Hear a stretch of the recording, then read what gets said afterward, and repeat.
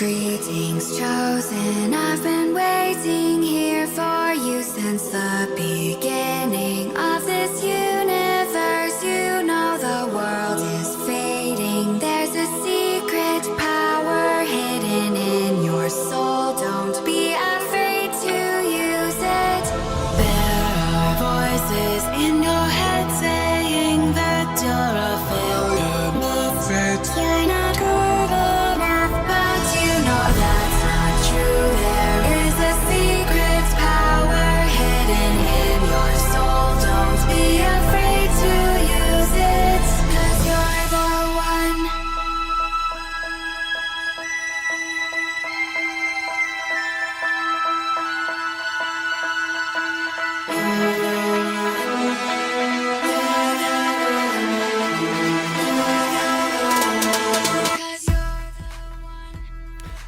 I remember the time in my life when I realized that most everything I had been taught about the government and the world around me and the power structures and authority structures that existed were invalid, abusive, devoid of consent.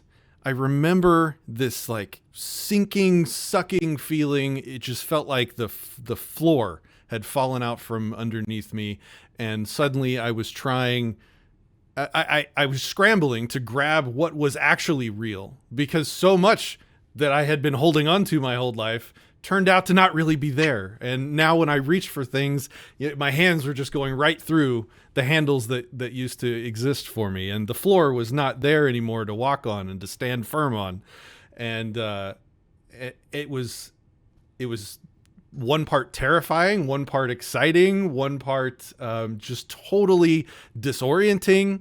And I'm pretty sure a lot of us have felt that and had that moment and that experience where we then have to pick things back up and start refactoring how we determine what is real and what is fake and what is true and what is false, and just figuring out life in general. And today we're going to talk with somebody who has done just that.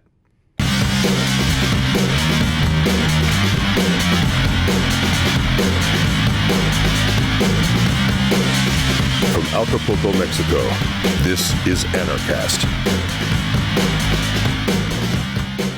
Greetings, Maslow developers. Welcome to Anarchast, your home for anarchy on the internet. I will be Patrick Smith, and our special guest for today is Rachel Tobias. Welcome to the show, Rachel. Thank you so much, Pat, for having me.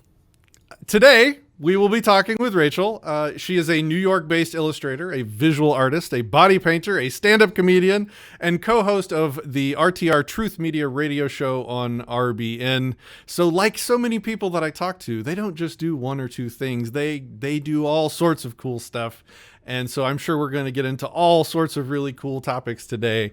But as everyone knows who watches this show, the first question I have to ask you is, how did you become an anarchist?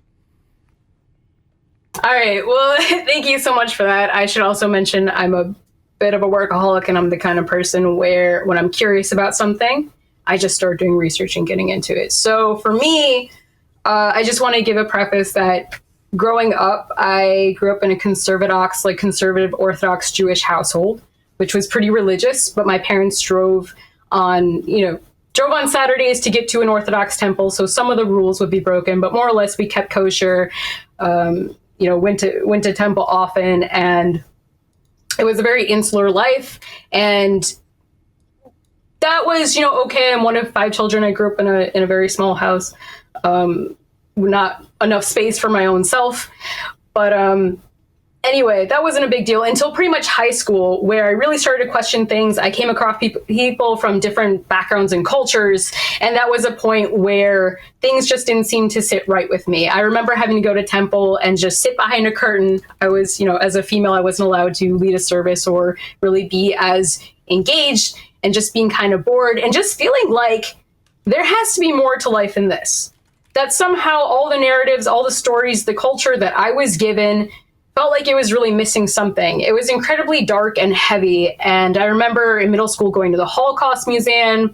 I remember, hearing stories about my faith, and it really sitting with me, this odd idea that within this insular community, other people were so different, and it felt very disjointed and disconnected, but it was something that was prescribed to me.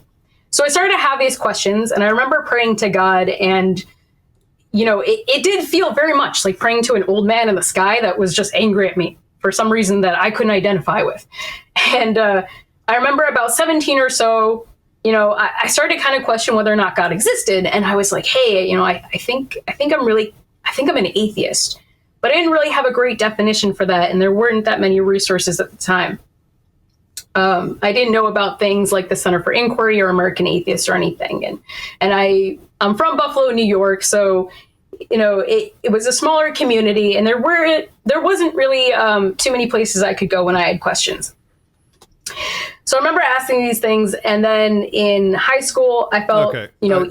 I'm sorry to interrupt you. YouTube has basically been sending me notifications right now that they are having streaming issues right now. So for those trying to watch, it appears YouTube live streaming is not an option. So what we will do is we're going to continue having the show. We're going to record it, and we'll just release it later today, if you can hear me. And we'll see you guys there. So sorry we can't do this live, but we're still recording. We'll still do the show, and you'll just get to watch it later today instead of live. All right. I started talking about Jews and just the plug. Man, that was fast. That's a record. Take it. They're getting faster and faster. All right. So if you could maybe pick up a thread of that again and continue on, I'm all ears. Sorry for the interruption. No, it's okay. Oh goodness. All right. Anyway, so grew up in this religious family, and that was kind of like all that I really knew of. With all those ideas, there wasn't really much room for independent thought. I didn't even have my own room. I didn't have really much space to myself to even figure that out. So I remember in high school asking questions, and eventually, as I got older, I had a really hard time kind of identifying with it as much as I had used to. Because I met people from other backgrounds, and at that point I'm like, hey, people are just like me. They have interest in music, interest in arts. It really does feel weird to have this cultural and religious identity that seems to be this blockade between me and other people more than anything else. So I remember growing up like that and just feeling kind of like I lived in a gulag. I really didn't have a whole lot of freedom. My parents were incredibly authoritarian. What I wore, what I ate, who I was friends with, where I went, everything was incredibly controlled. And I wanted to get out more than anything. I just knew I wanted to be an artist, which they were supportive of. But I was like, if I'm going to do anything with my life, if I'm going to evolve and grow, I got to get out of this confined space. There's no way it's going to happen here. So when I became 18, I was in a relationship with someone that wasn't Jewish, which was a really, really big scandalous thing. And yeah, because my parents had told me, they sat me down, and my siblings, they said, if you date someone that isn't Jewish and you marry them, it will mess up your life. Your children will be confused. Your identity will be destroyed. All of these things, right? Like, just totally. And I was raised a Democratic How is that not socialist. racist? I don't understand. It's incredibly racist. Oh, okay. As long as we're clear. Oh, isn't it? No, it is. It is. But on top of that, I also had statism. My dad was a government worker, so he worked for a facility with special needs adults, basically in a rehabilitation facility, and that was his job. My mom was a homemaker full time, and so I got religion and statism right away. That was the wonderful combination that I got from me. And my other siblings were not very rebellious. They were very much like go along to get along, and that was their identity and everything like that. So, at 18, I went to my parents after a while, a few months of dating someone that wasn't Jewish, and I sat them down, and it was a really hard conversation for me. And I said, hey, listen, I'm sorry, but I don't really identify with this religion. I think I'm an atheist. I just, I can't do this anymore. And you need to, I know it's your house, but you need to back off. I need some freedom or I'm going to leave. And my parents called the cops, and they called the cops, and they told the cops that their daughter was seeing someone that they didn't know, and they freaked out about it. So a cop came to the house, and I'm 18. I'm freaking out. Like, I've never really dealt with law enforcement before. This is wild. What? I'm an atheist. Call 911. What? Well, no, they were. To be fair, they were concerned because I was dating someone that they didn't know, and so like I can understand the security reasons, like that aspect of it. It wasn't just because I was an atheist. It was, you know, they were pretty thrown off by everything. And so the cop came to the house, and he was like, "What do you want me to do?" And my parents were like, "Well, she's seeing this guy. We don't really know him, and she's out of her mind." You know, my mom kept saying like, "She's not in her right mind," and and the cop was like, "What do you want me to do?" A little bit. He's just kind of like, "What is this house call?" And I went to the cop and I said, "Excuse me, but I'm having this conflict with my parents, and they're very religious, and it's not for me. Like, can I leave? I'm 18. Can I move out?" And he said, "No, you can't." I said, "Aren't I the age of majority?" He's like, "No, you can't." And I was like, "Oh," like I believed him. That's what he said. And who said this? Your father or the cop? The cop? No, the cop. Okay. Yeah. Because I think, and again, I'm reflecting back on the time, I think he was trying to like he didn't really know what to do and try to keep the peace, just kind of keep everything together. And I said to him, "But my parents are nuts. Like, what do I do?" And he said, "Well, if they're not physically hurting you, they can raise you however they want. If they're religious, like I can't do anything about that." I'm like, okay. So then he left, and then my parents pretty much grounded me and like were just on high alert, and I didn't know what to do. And I ended up messaging the guy that I was with. I had AOL Instant Messenger. I didn't have a cell phone at the time. I didn't have a cell phone or a car. There's no out. I didn't have my own computer. This was bad. And you know, not my own stuff. It was like, I shouldn't say dangerous as a gulag, but you can see the authoritarianism where it comes from. So messaged the guy, I'm like, "Hey, my parents are pretty much keeping me in the house. They told me, you know, not to see you and blah, blah." And he said, "Well, listen, if you're really in trouble, like I'll come pick you up. You can move in with me." And I was like, and it was at that moment, I was like 18, had to make a decision. And I said, "I'm out. Let's go. I can't do this anymore." And my dad wasn't home at the time. My mom was, and the guy showed up to my house and I had my stuff and my mom blocked the door. And I said, "I'm sorry. I'm leaving. I can't do this anymore." And I had to move her aside and I left. I took my stuff and I left. And at that point, understand, I was raised in this very religious, you know, this insular family. I had no street smarts. None. I was like a, you know, straight A student, honors, blah, blah, blah, AP courses, academia, whatever. But I didn't learn anything in high school. You know, I believe I was a junior in high school at the time, or a senior. I think it may be a senior when I moved out. I didn't know like anything. And what's wonderful is, yeah, I was a senior in high school. When I moved out and I informed my high school, because I moved to a different district, they told me, "You're going to have to leave this school and go to that school now." And I was like, "Because you're in a different district." I'm like, "I'm going to graduate in like a month or so. Why?" They're like, and the principal was just kind of like, "All right, fine. Just like, I'm an honor student. Why are you giving me so much grief?" So the state, I have more state stories. Don't worry.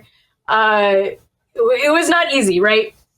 So I was living with this guy, and I was pretty torn up because I never moved away, you know, from my family before. I didn't have a great, you know, support system, and I was just so overwhelmed because my whole worldview was just blown up at this point, and I didn't have really any like thing to grab onto or any reference point of like what to do. And the guy I was with at the time, unfortunately, so he was a huge, what, you know, people would refer to as a conspiracy theorist, you know, at the time. He was very big on Alex Jones and David Icke.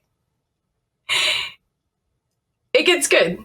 It gets good. Roll up the sleeve, have the convulsion, and hail Satan. Sorry, go ahead. No, it was good. I have to sleep. So, you know, I went from like the democratic socialist stuff to like, you know, trying to figure out how the world works. And he's like, "Don't worry, I'll tell you how the world works. Listen to Alex Jones and David Icke." And he gave me David Icke books and stuff. And I read them and I learned about the government, all this stuff, and reptilians and like all these things, right? And I remember this was during a time where Obama was president, and Alex Jones was talking about New World Order and how Obama was having secret meetings and all this stuff. So this was around this time. And this was also around the time where swine flu was happening. And my ex had said to me, you know, hey, we got to get masks. You know, we have to get a gun because Obama's going to take away our guns. Like, it's odd looking at this from a perspective of now, because it's almost directly a reflection of, I don't know, I think this was like probably 2007 or 8 or like something like that. Pretty banana stuff. So that's the thing is I read David Icke, I read Alex Jones, I read Michael Talbot's The Holographic Universe, and I was like overwhelmed. My mind was blown. But then I was like, what do I do with this information? Like, there's reptilians taking over the government and the government's evil, blah, blah. And I'm like, what do I do with this information? And I was like, I'm sorry. I have these Alex Jones memes and I never get to use them. Sorry, go ahead. no, it's good. Bring them out of the closet, dust them off. I don't mind. I even put on Twitter today a little video I had made of confronting a lizard. And I say to the lizard, excuse me, do you know David Icke? You know, why are you committing all these crimes against humanity? And the lizard doesn't talk. And I'm like, really? You got nothing to say? And I said, he's not going to talk if he doesn't have a lawyer. I just thought that was kind of cute. Okay, but, so you had a troubled sort of cloistered childhood with religion and sort of parental control, and then that was sort of shattered all at once. Now you're living with a guy that's sort of, stretching the bounds of your reality, and you're trying to, like, is that moment that I was talking about in the intro where sort of like the floor kind of fell out from under you, or has that not happened yet? No, that was one of them. Oh, okay. That wasn't when I became an anarchist yet. Okay. All right. What happened next? Yeah. Okay. So then what happened next was he wanted to move to Indiana and enroll in college and go for his PhD in organic chemistry. And I wanted to get out of Dodge. And I was like, that's it. I'm getting out of New York. So we moved to Indiana together. My life was still feeling, falling apart. I didn't really know who I was or where to go or what to do. And I was just kind of like being a part of his life. And that felt kind of crazy. And I didn't really, again, have a good support system or network. And I felt like I was stuck. I felt like I couldn't go back to my family really, but I didn't really know how to move forward. And I was like really depressed. And it was at that point, I had spent a year at University of Buffalo back home, going to college, and I hated it and I dropped out. And then so I moved with this guy to Indiana and I decided to restart my life from scratch. So I enrolled at Purdue, and I was under the idea of like, okay, under that millennial generation idea of like, no matter what, you got to go to college. You have to go to college. It doesn't matter what for, you got to go to college because that's the only way to get a job. And so I thought, okay, that's it. And I'm not saying that in a victimized way. That's just what I did. So I'm like, all right, well, I tried going for communication design, like something practical. I'm just going to go for what I love, which is art. I'm going to do it. I'm going to go for fine arts, which is really dumb, but hey, it's what I love and I got to go to college.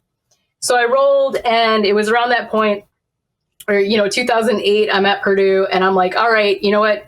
This relationship is no longer working out. It was pretty awful, and I'm like, I gotta leave. So I ended up, moving out. I had made friends at the time, got new roommates, and totally starting my life in another state on my own now. No family. Support network from scratch, just college. That was it. I was on my own with no other reference point or anything like that. And in dealing with the state with college, that was a fun one because I was estranged from my family and I worked as a dietary aide and I made minimum wage and I filed for financial aid. And financial aid at first was like, well, you need your parents' tax information. And I'm like, I can't get that. Like, I've moved out at 18. I've been estranged from them for years. I can't do that. I think I was about like 21 or so at the time. And they're like, okay, well, if you can't get your parents' tax information, you have to prove you're estranged. You have to prove that by either having authorization from a police officer, from a priest, like people of authority. So you had to prove to financial aid, that you were independent and that other people could vouch for you. And I had called like teachers from my high school and other parental figures, and like no one wanted to be involved with that. Right. Yeah. And I think so it was difficult. And I was so angry. Because I'm like, my parents don't pay for me for anything. I'm supporting myself. I make $8,000 a year working part-time as a dietary aide. And remember at one point, I'd gone to go get I had gone to get food stamps, and they told me that I made too much money to get food stamps. And I didn't have a car or anything, but if you went to get food stamps, if you had a car or something like that, it would count against you as a resource. So literally, you had to be making no money and barely working, or to get any kind of financial assistance. And this was, by the way, before I was an anarchist. So, I didn't really look at the welfare system as particularly like a bad thing at that point, or I had a different perspective on it. Sure. But I thought that was ridiculous. I'm like, I can't get food stamps. I'm barely making any money. What the hell am I supposed to do? And I'm paying for my own rent and my own utilities and everything, doing this part-time, doing this job. Because in college, I had to work part-time. I was working part-time because I was going to college like full-time. So I think I paid out of pocket for college for like 2 years or so with some savings bonds that I had from my grandparents. And then I finally got financial aid. I think I was probably around like 22 or so or whatever. I eventually got financial aid, but I remember just being like really angry because I couldn't get my parents' tax information. I was independent. So goddamn the state.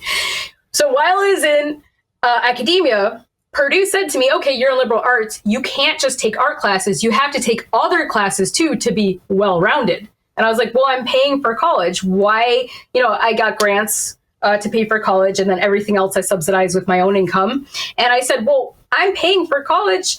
Why do I have to take all these other classes? So like, well, that's the regulation. Like, you have to, if you're going for a bachelor's, you have to take a history, you have to take social studies or this other classes, blah, blah, blah, to be well-rounded. Okay, fine. Like, so I ended up taking women's studies because I'm like, that'll be easy. It's the equivalent of the old cable companies. You can't just buy the Disney Channel. You got to buy the package. You can't just come in here and do what you want with your life. You can't just come in here and learn what you want. Yeah, that's not what we do here. Yeah, we're not in the business of learning. So I was like, fine, I'm going to take women's studies classes. Screw it. Like, that's what I'll do. So I took women's studies classes, and I actually really liked them because it was dumb, but it was like, here's women during the 1800s or whatever. And then I started getting really into it. And then I took all these, these other courses, like in addition to my arts classes and illustration and stuff. They were like, here in this class, you're going to learn about the wage gap and why it's so oppressive. So I started to get into that Prussian, like, Marxist cultural school system. I didn't know that that's what was happening, right? I didn't know that, like, I was paying for my own indoctrination of another flavor. Right. Wonderful. Yeah. Yeah. So that's what they do there. That's where a lot of the problems we're experiencing literally right now are coming from, is that Marxist indoctrination in college. They have weaponized an entire generation, it seems like. Yeah, and when you take social studies, they take it very seriously. They're like, this is a science. This is a science. It's a social science, but it's got the numbers in it. Like, I remember at the time, and this you'll like, when I was on campus, there was the Liberty group, which was, the Libertarian group. And I remember them coming up to me and they're like, hey, do you like Liberty? I'm like, yeah, I like Liberty. And they're like, would you like to join our group? I'm like, wait, are you libertarians? They're like, Gross. Yeah, like, I was like, isn't that white people that like own buildings and don't want to contribute their fair share? And like, that was my impression, because I was listening at the time to Sam Cedar debate Walter Block, and I used to listen to Majority Report, and there's no excuses. But I was totally like into the whole, socialism thing, not because I was lazy, but I was like, well, I want to help people and I want to do good, and I don't understand why rich people are so mean. And I didn't understand economics. I didn't understand any of it. Mm-hmm. Okay. And so I took women's studies class. So I took so many, I was like, screw it, I'm going to double major. I'm just going to double major. I'm going to work, double major in illustration and women's studies. And we go from there. And I joined the Purdue Non-Theist Society, which was their atheist club. So I did that as well. And I ended up going to DC several times. So for the women's studies thing, I ended up joining FACT, which is the Feminist Action Coalition. And I helped organize a fundraising trip to the 8th annual like women's feminist conference out in DC. And we did it by doing a bake sale. So we did a bake sale to raise all the money to go to our feminist convention. And I organized the whole thing. Guess what happened? I was a part of that movement. I was so excited. We get to DC and it was like me and a couple other girls. Those other girls played hooky. They did not go to the conference. They went to go tour DC. And I was like, me and one other girl in the group were like, what are you doing? You know, right? Because we had different hotel rooms and whatever. And I was like, you guys are supposed to be at the conference. And they're like, nope, we're going to go to the monument and do this and that. And I was like so upset. I'm like, I helped raise all this money. I got us a scholarship. I got us like, you know, paid gas and a trip to DC. And what the hell are you guys doing? I was so like disillusioned with that. I'm like, we're supposed to have, you know, feminine camaraderie. Like, what is going on? And I remember after the trip, I already burned my bra, guys. You have to come. Sorry. I'll look dumb if I do this alone. So I remember after that trip, I was so like upset and disillusioned with the whole like all women sticking together thing. And I contacted my teachers and I'm like, yo, I gotta be honest with you. I went to the conference, but these girls, like, they played hooky. They didn't go. I'm so upset. You know, what do we do? And they're like, well, don't do anything. I'm like, what? They're like, yeah, no, don't do anything. We don't care.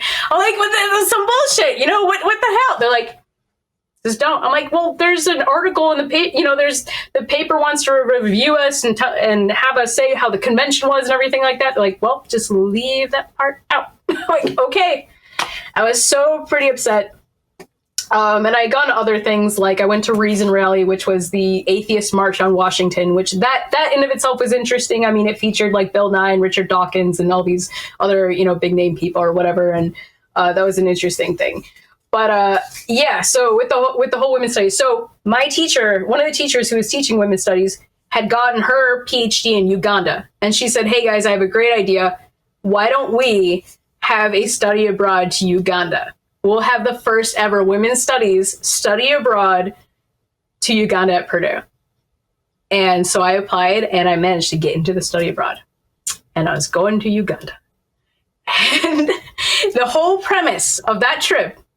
It's good. The whole premise of that trip was like, we, a bunch of spoiled, you know, American brats, were going to go to Uganda and help those poor people. I mean, they didn't phrase it that way, but they're like, we are going to go and help other women, and we're going to work for FOAD, which is this, it's like an NGO, so a non-governmental organization that helps get women into parliament, because Uganda is interesting. They have to preserve a certain amount of seats for women in parliament. We're like, oh, that's so progressive and whatever. So, you know, I got on an airplane. It was like a 21-hour flight, totally unprepared for what was ahead of me. And we stayed at this Norwegian research house, and we go to Uganda. And when I got there, it is very different, or it was very different from the US. It looks like, if you had to say what camping in the city was like, we were in Kampala, which was the main central city. And there's like cracks in the sidewalk, and the power goes out most of the time. And there's some parts of it did look like Mexico. They had like the tetanus vans that go by. They had the boda people on boda scooters, which are very dangerous. We weren't allowed to go to those because there's hospital wings dedicated to just boda accidents. It's pretty banana stuff. We had to sleep with mosquito nets around us. We had to take, I don't remember what it was. I don't think it was hydroxychloroquine, but we did have to take a malaria medication. I did have to get a meningitis shot and a yellow fever shot in anticipation of the trip, and like a hep A or B shot as well, like get up to date on all this stuff, which I should have been like, that does seem like a lot. To go to a place, that seems like a lot of things. So I get there, and I did graphic design for FOAD, which was cool. But it was really hard on me because I didn't anticipate things like the toilets were these. Is that a boda? Yes. Okay. Yep. If you got it. Okay. Sorry, go ahead. Nah, that's cool. So, and by the way, most of the white people that are there, like, are either on mission trips, or it's very, there's not a lot. So like the locals there just kind of stare at you, because most people are like, what the hell are you doing here? And they expect you to be on these Christian mission trips, but they're just kind of like, what is that? If I was eating somewhere, if I was out in public eating, people would just point at me and laugh because they thought it was funny. Like, it's just, you know, it's like a different culture. No one was like mean, and I never felt unsafe or anything like that. But you definitely stick out because all these people are just walking around, like staring at you, like, how did you end up here? So on that trip, I was doing graphic design.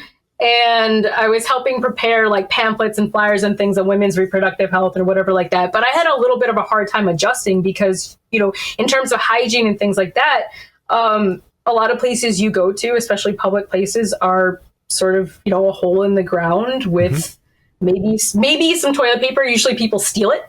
I got to see a school, a kid's school, where it's just mud everywhere and they don't really have the facilities set up. They might not have all the books. So I did have that terrible moment of two things where, one, I recognized like this is definitely financially and economically completely different from the US. And secondly, I was like, well, in my mind, I'm like, I'm a feminist and I'm here to help. and I'm like, I feel like I'm having a hard time adjusting and it's making me rethink my framework. And I'm like, I don't know if we're helping that much. You know what I mean? And it sort of made me like question, a lot of things at that point. I did get to do cool things too. I did get to trek after a guy with a machete through a jungle looking for chimps and go on a safari and things like that with my group. And we got to, you know, hang out with the locals and things like that and go around the marketplace and things. But it was just a completely different culture. And I think what I'm trying to preface here is in that academic training, you're just really not prepared. You're not. You know, you go there with the idea you're going to help people and you're like, I am completely just out of my element, even though the people at FOA were wonderful and it was an educational time. And I came back and I graduated and I ended up moving to New York, back again to New York, to Long Island, to work for my brother-in-law's engineering company and do drafting and stuff like that full time. So that's what I decided to do. And at that point, I was still a democratic socialist and I was very active and in not far away from New York City. And I went to things like healthcare conferences and I was a big Bernie Sanders fan. I did cold calling for Bernie Sanders because I wanted to help people. That was the whole thing. Like this guy would get up there and he really has charisma and a presence. And he's like, it's these billionaires. They're telling us what to do. And the best thing that we could do is take the money and we could fix everything in society for free. And I was just I was enthralled in that. I was crying and I was like, I understand, because I was a poor college student. I was making $6.25, you know, an hour minimum wage at a retirement home where, you know, some of the elderly people were mean to me. Some were wonderful, but some were mean. And I was like, I know what it's like to struggle. I know what it's like to, you know, be on my own and need support and help. I'm like, I'm going to help these people. I'm going to do cold calling for Bernie. I meant well. So I did cold calling for Bernie. This is fascinating. Your life could literally not be more opposite to mine. So this is an interesting story. Please continue. Women's studies, democratic socialism. Like, okay. Wow. You've come a long way. Yes, and I promise I will get to the meat and potatoes good stuff that everyone wants to hear. They're like, go on. And I was very into like modern monetary theory. Like, I think it was Real Progressives was the group. There was a guy, I forgot his name, who was pushing that. And he's like, I have really good news for you. You know, you don't have to worry about anything. Inflation, not a big deal. Not as important as unemployment. If we could just get modern monetary theory. And I'm like, yeah. So I was behind a lot of those ideas. 2016 election rolls around. Everyone knows Bernie kowtowed for Hillary. I was like, what just happened? You know, I saw it screwed in real time. I'm like, what just happened?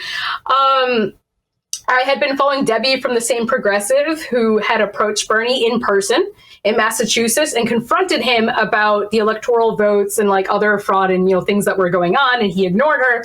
And I was super bummed about that. But then the WikiLeaks emails came out. So I was already disheartened, by the way, about what happened, Bernie. But the WikiLeaks came out and I read them.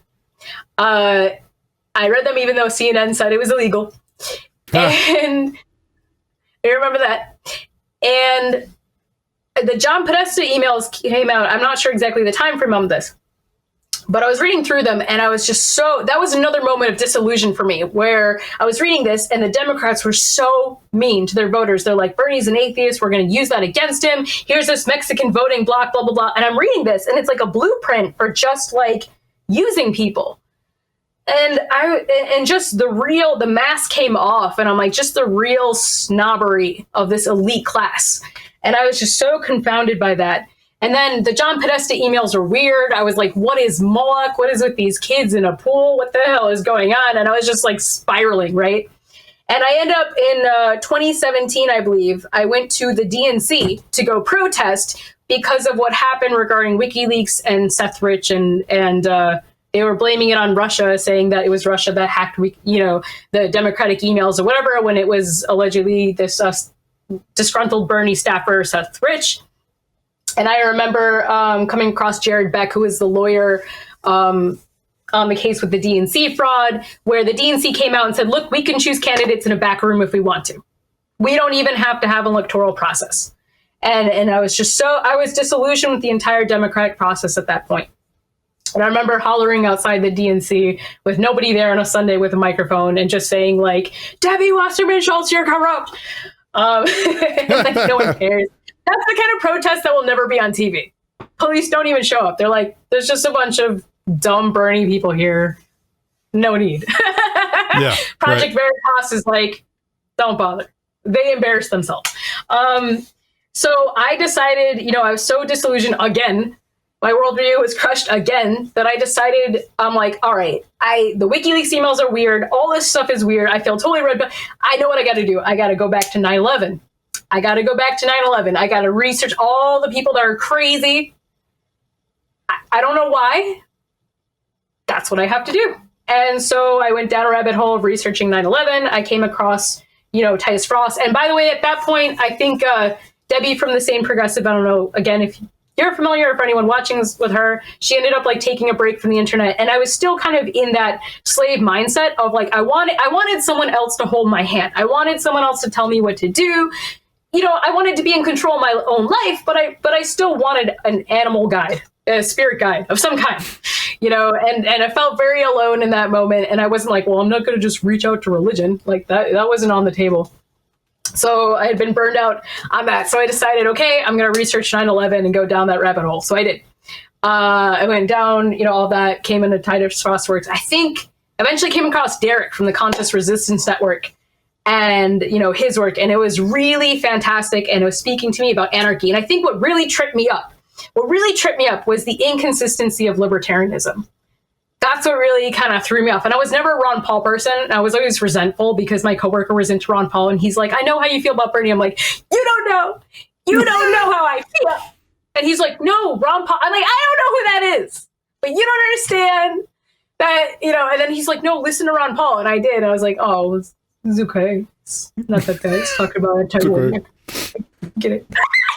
Yeah. I felt bad because I would have these conversations with my coworker who is an anarchist and we could like, bond, like both of us hated the drug war and both of us hated the continuous endless globalist wars, right?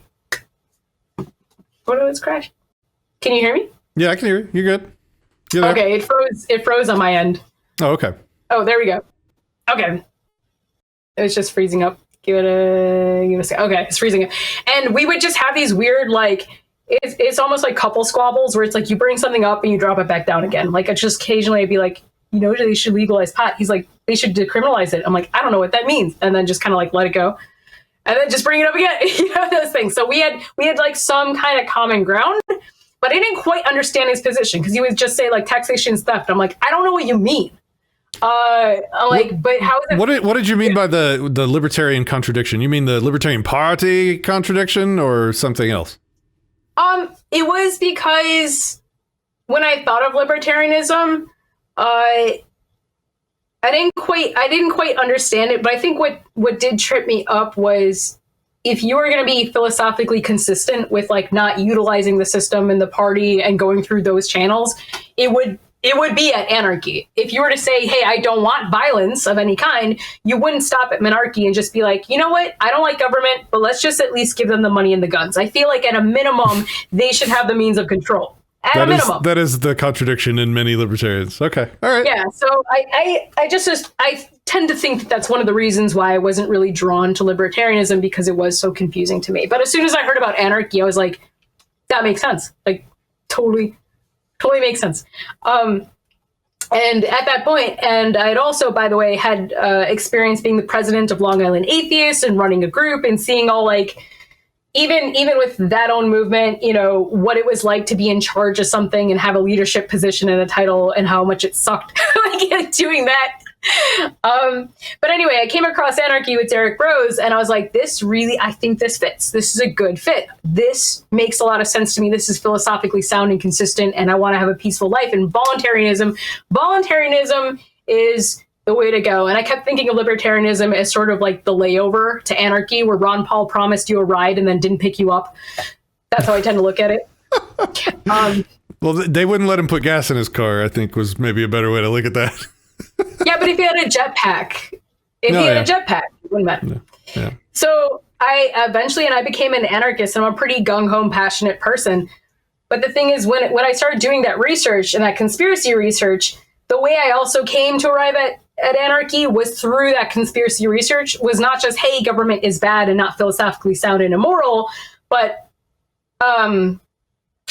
like that's when I really came across Mark Passio's stuff with What on Earth is Happening, which I came across years ago when I was looking through like the David Icke and Alex Jones stuff, but I saw Mark's website and I was like, this looks creepy and I don't know what this is, and let it go. And I wish I hadn't, because learning Mark's stuff really kind of came and put everything in that worldview that connected the anarchy, the conspiracy research, the dynamics of religion, like all the things I had been subjecting to my life. It really formatted when I came across Mark's work. It explained like the whole satanic pedophilia network, and Titus Frost was also doing research on Pizzagate and all these other conspiratorial things that I was looking into. And that really solidified it for me. That was the nail in the coffin. So it wasn't just like, hey, philosophically sound anarchy. It was also like, my goodness, not only can we reform government, it's just sheer evil, and it's the inmates running the asylum. Like, there's no fixing this. Pretty crazy stuff. So it was at that point I decided, I'm like, you know what? I'm going to go full into this. And Derek had a meetup in Brooklyn. This was, I think, 2018. He had a meetup in Brooklyn, and I went, and that's where I met my current boyfriend, like almost 2 years ago or so. This coming October, I think, will be our 2-year anniversary. But anyway, I met Jason at Derek's meetup, which is so cool. And I remember like talking to Derek about all the conspiracy research I was doing. I did like a 15-page paper on the Parkland shooting, and I sent it to James Fetzer. I hope some of these names are ringing a bell for you. If not, I'm happy to explain that. I started doing research on psyops, false flags, and hoaxes, and seeing how that worked and how they affected the public and how it affected the narratives within the mainstream. So for me, I had this really well-rounded view of the control grid. And that gave me a better understanding of my relationship to it. And like I mentioned so many times, I was disillusioned, and I really discovered that I had been lied to my whole life about, academia, with religion, with just every avenue of who I was supposed to be in my relationship to society. And I don't mean that as a victimization way. I just mean that as, like, I don't think it was always necessarily malicious coming from friends and family. As many probably anarchists on the show know, when you try to speak and connect with other people, it's not always from a place of they're trying to get you, but also it's just more of, this is what they have been raised with as well, or this is, the things that they've been through. And they're just kind of passing that on. And what it really translates into is this trauma. It's this abusive, involuntary relationship trauma that gets passed from one human being to another, and the way that people try to engage and control each other, even beyond that governmental thing. I don't really like to use the words, I hate nonviolent communication stuff. I think that's obnoxious. Maybe I'm not helping, but in general, it's, I do believe I am guilty of doing things like telling people, hey, you should, and I catch myself on stuff like that. I end up telling people like what to do when I'm trying to like be helpful. And then I'm like, okay, I shouldn't do that. But there are some people that claim that nonviolent communication is the language of voluntarism. I took a big issue with that, and I had a couple NVC people on my Disenthal show to debate that. And I think we made some good points there. But yeah, go ahead. Yeah. So my point here is... Go ahead. Yeah, sorry. My point here is like, I'm not trying to spiral off into how communication is violent, but what I am trying to convey is that many aspects of our culture and the way we engage with people is passing down that trauma. And, that's what I'm trying to basically get at. And as soon as I became an anarchist, as soon as I went to meetups and stuff, I was like, I want to go to every anarchist festival I can get my hands on. In 2009, I went to Burning Man, which was cool, but I had gone to that. So that was an opportunity where I had a body painting internship, but that was during college. And I went to that still as a democratic socialist, which you can do if you go there. I'm sure there's ANCOMs, people that are like communal that go there, and you can go and have a good time. And I think a lot of the tenets and values of anarchy are there. And that is an example of like a temporary community that has voluntary action. And that was super cool. So I was like, okay, it can exist. But coming to today in the present, I was like, I want to go to anarchy specific festivals. So I went to Anarchapulco 2019. I went to Jackalope Freedom Fest. I went to Anarchon, Midwest Peace and Liberty Festival. I also went to other semi-tangential festivals that aren't quite anarchy, but sort of like I got into prepper and survival. And because, again, I had that mindset of, I've been lied to my whole life. My worldview's been shattered multiple times. How do I correct course? What is objective reality? How do I align myself with it? How do I discern information? And part of that was from the conspiracy research, because that's like an important thing to do. How do I discern this information, and how do I deprogram myself from all the media, from all the lies? I remember a point in time where I used to watch, media on TV, CNN, and be like, they're telling me the truth. How do I step away from that and actually literally rebuild and reprogram myself? How do I do that without necessarily waiting for someone to tell me what to do? Because again, we are so conditioned to have this slave mind think, even us, anarchists, in the way that we interact with each other, even for people who reject government, it's wanting to approach life from taking that self-responsibility, but also taking that initiative and saying, you know what, there is no real emotional crutch. There is no one going to hold my hand and come save me. You have to think for yourself. Yeah. Exactly. What is that like to think for myself when I don't have a blueprint for how to do that? Yeah. How does that even work? How do you do that? And what's interesting is you've gone through, 10 to 12 years of public school, followed by multiple years of college. And now you're still wondering how to think. Like, isn't that a kind of an obvious failure that no one sees for some reason? Well, I never thought of myself as a failure, but now that you phrase it that way, no. The education system. I meant the education system was a failure to teach you how to think, not that you were a failure. Right. What I learned most in the education system was how to get a good grade, how to regurgitate information, how to take in information, regurgitate it, and write essay after essay after essay after.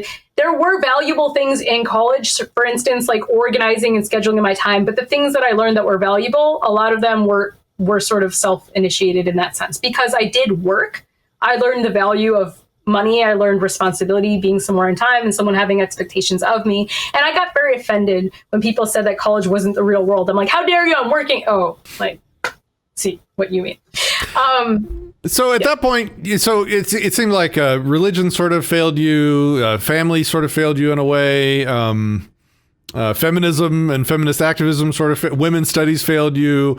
Democratic socialism and politics failed you. And so then you kind of spider out and you just sort of try to soak up as much truth from as many sources as you can get. And you did a lot of research and work in what you would call the truth movement. Can you tell me, what is truth? Define truth for us, and then define truth movement. And what does that mean to you? So there's a couple of things on this. Truth to me is basically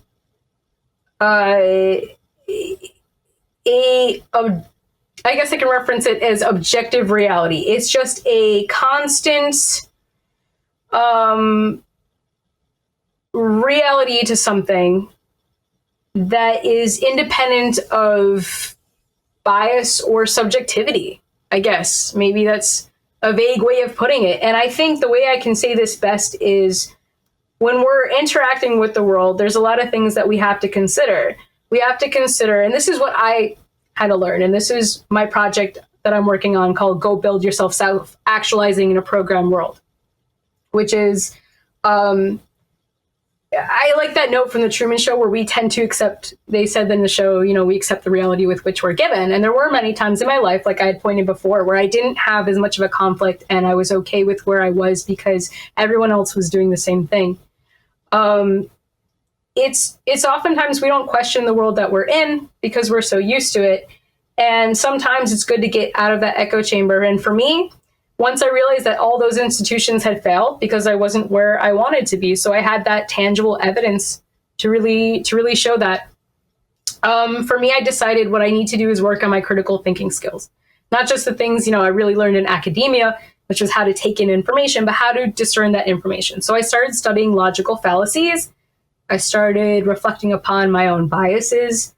I started learning how to work through and discern, information from different sources and go through that work. So for instance, not rejecting information just because I heard it from someone I didn't like and not letting my ego get in the way if there was something unpleasant that I didn't want to hear. And oftentimes the truth is very unpleasant. Oftentimes the reality is unpleasant. And oftentimes the way that we approach things is having a pre-existing mental framework that sort of rejects anything that contradicts that. And I started to learn, because I was so disillusioned about different things, how to have an open mind, but also how to be consciously aware of what I was trying to do. And I really had to get out of that slave mentality of waiting for someone to give me orders and tell me what to do, and how to really think for myself. And what is it that I wanted out of life and how to obtain that. So with learning about conspiracies, I learned about the ways in which people are manipulated and controlled. If I told you, for instance, that there were like think tanks and ad companies that put so much money towards propaganda and creating specific narratives and information to get you to buy something, sounds reasonable, right? Well, yeah, that's their job, right? Yeah. Yeah, sounds like something exists. But if I told you a shadowy cabal owned and controlled the media, controlled and restricted all narratives, and had a monopoly on information, you might be like, that seems like a bit much. If I said your preferences and your likes and your tastes and your this and that aren't 100% just you, but a conglomeration of not just your experiences, but an influence, a prescribed influence from your environment, you might be like, that seems a little bit too, I'm in control of my life and my destiny, and how dare you suggest that anyone could influence me? I'm a stubborn person, and that sounds a little bit too intrusive. That's a big difference in scale, though, from like an ad agency trying to influence people to like somebody that controls all the media. And I mean, that's a massive difference in scope. Yeah. And if I were to tell you that there's a lot of events within society that are fabricated and involve things such as like crisis actors, such as false events that are thrown at the public to push a certain agenda, you might be like, wow, that sounds kind of, a bit extreme. That sounds like a really difficult thing to do. And that sounds like, oh, it's a crazy conspiracy. Big claims require big evidence. Exactly. One of the most helpful books that I can suggest, and I'm sure you've heard this before, but Edward Bernays' book Propaganda, where he talks about, how to influence the public and basically having PR for political, agendas, and basically how people tend to assume that their thoughts and their instincts aren't necessarily influenced. I watched the debate, for instance, between, it was Danny Penzel and another person talking about vaccines. I think it was Isaac Lindenberg. You recall that? On this channel, yeah. There was a moment where someone asked the question, Danny, how do you discern information? And he said, my intuition. And I watched that and I had a moment where I was like, ooh, nothing against Danny, but because I realized, oh my goodness, while feelings, emotions, ego, intuition, they're valid, and they're like a vote towards the things you want to do, and they're very essential to you. Oh my goodness, someone's instincts and their intuition could certainly be influenced, and is not 100% the be all of discerning information. And that was something I had to learn the hard way when it came to rebuilding my life and where I was going with it and following those instincts and really, getting knocked on my ass over and over. Oh my goodness, intuition certainly 100% important, but not the be all end all. That, that statement in that debate, I'm very careful when I'm moderating to not take a side and to stay neutral. But now that the debate is over, that was the turning point in the debate in my mind privately, that it was over. Like, it ended there because we exited the realm of reason. Now we're talking about our feelings, our intuitions. This is subjective sort of nonsense. And even if his position was right, and I'm not making a truth claim one way or another right now, I'm just pointing out that you can't even get to truth with broken methodology. And when we hit that point, that was when I checked out. So yeah, I know what you meant when it was like cringe moment. That was a cringe moment for me too, for sure. Yeah, and I only bring that up to make that illustration of learning about, objective reality and how to pursue truth outside of my own feelings, which again, feelings certainly important, not to be, ignored or anything like that. Instinct is not to be ignored, but it's like we really do need to be consciously aware of the ways in which we are influenced. And for instance, coronavirus right now is a wonderful time to kind of explore that. People are really scared, right? If you were someone who really trusted government and you trusted the news and you did all the things that the mainstream and these experts told you, if you stayed home and sat in front of your TV 24/7, you would just be afraid and scared all the time. That's what you'd be doing, and pretty much being put in this flight or fight under duress, kind of thing. And you wouldn't be able to make good, conscious, clear thinking in that particular situation. So I had been through so many stressful times in my life where I had to rebuild from scratch, to where I had no, giving up was not an option as an alternative. And I had to move forward, even if I was scared. And I had to be brave and continue forward, even without someone holding my hand. And I think going through those hard experiences really built me up and made me realize I have to face the things that I'm afraid of, and I have to get control of my emotions. And even just working, I don't always feel like working, or I don't always feel like working out or doing these other things I need to do to take care of my life, but kind of like sucking it up and moving forward and being like, I got to do what I need to do. I'm interested in why, if there's even a reason, maybe it just wasn't a thing, but I'm interested in why, because you came up on such a left side of the spectrum, why you didn't sort of follow that path down to ANCOMY, like Antifa style activism. Like, was there a moment where you hit a fork in the road and that didn't appeal to you for some reason, or were you just never exposed to it, or like, why wasn't that attractive for you?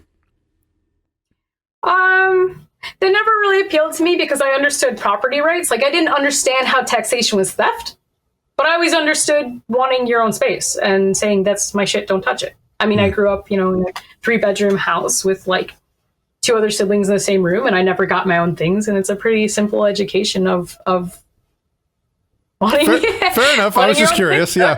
Right on. I never felt like people, should be forced to share resources. I always thought, hey, communal living, that could be interesting, or if that's what people want to voluntarily do. But I just I liked capitalism. I didn't have a problem at all with capitalism. I had a problem with like the system, or I thought rich people were like the problem, but I didn't think that, money inherently was bad, or that property inherently was bad, or like anything like that. I never really got into Antifa or anything like that. I was never a terrorist. You were wondering, but so what is the truth movement? What does that mean to you? The truth movement. So I would say the truth movement is pretty much there's a movement, and then there's individuals, obviously, like anything else. There's a series of researchers and people who get together and want to pursue truth wherever it goes, be it exposing government, be it exposing, conspiracy facts that actually occur, or be it talking about specific subjects more like, 9/11, or exposing the things that politicians are doing. Or there's this other aspect of it which tangents off of the truth movement, which is the red pill movement, which gets kind of weird. So I should preface this as well. In my own journey for, rebuilding myself and reprogramming myself, I came across the manosphere and the self-improvement sphere. Because there's a huge, huge sphere for men who want to self-improve, but there really isn't a huge sphere for women to self-improve. And it's not that I'm really into identity politics. It was for me when I wanted to get into self-improvement, because my logic was, well, I want to fix my life, my health, my wealth, where I'm going and all this stuff, because I was lied to about everything from academia. How do I fix things from scratch. Hey, hang on. We missed something. We missed something important there. You said that you're not really into identity politics, but you clearly were very into identity politics before. When did that switch happen? And like, what was that moment? What caused that, like, that shedding of the identity stuff? When I started researching anarchy concepts, so I'd already gone through conspiracy stuff and I came across Derek's work. When I started getting into anarchy, then I discovered Thomas Sowell and economics and like how that works. Okay. So so that combined with having been involved in different movements like feminism and stuff and seeing the hypocrisy of how people behaved, like I'd mentioned earlier, made me kind of realize, hey, wait a minute, maybe beliefs are a little bit more like people just sort of virtue signaling and espousing things and kind of doing another. Maybe I can't really put stock into these. I wasn't totally anti-movement. Obviously, I'm talking about the truth movement, although I'm a little bit more mindful about not getting attached to a movement or a person, which I'll get into in a minute with anarchy.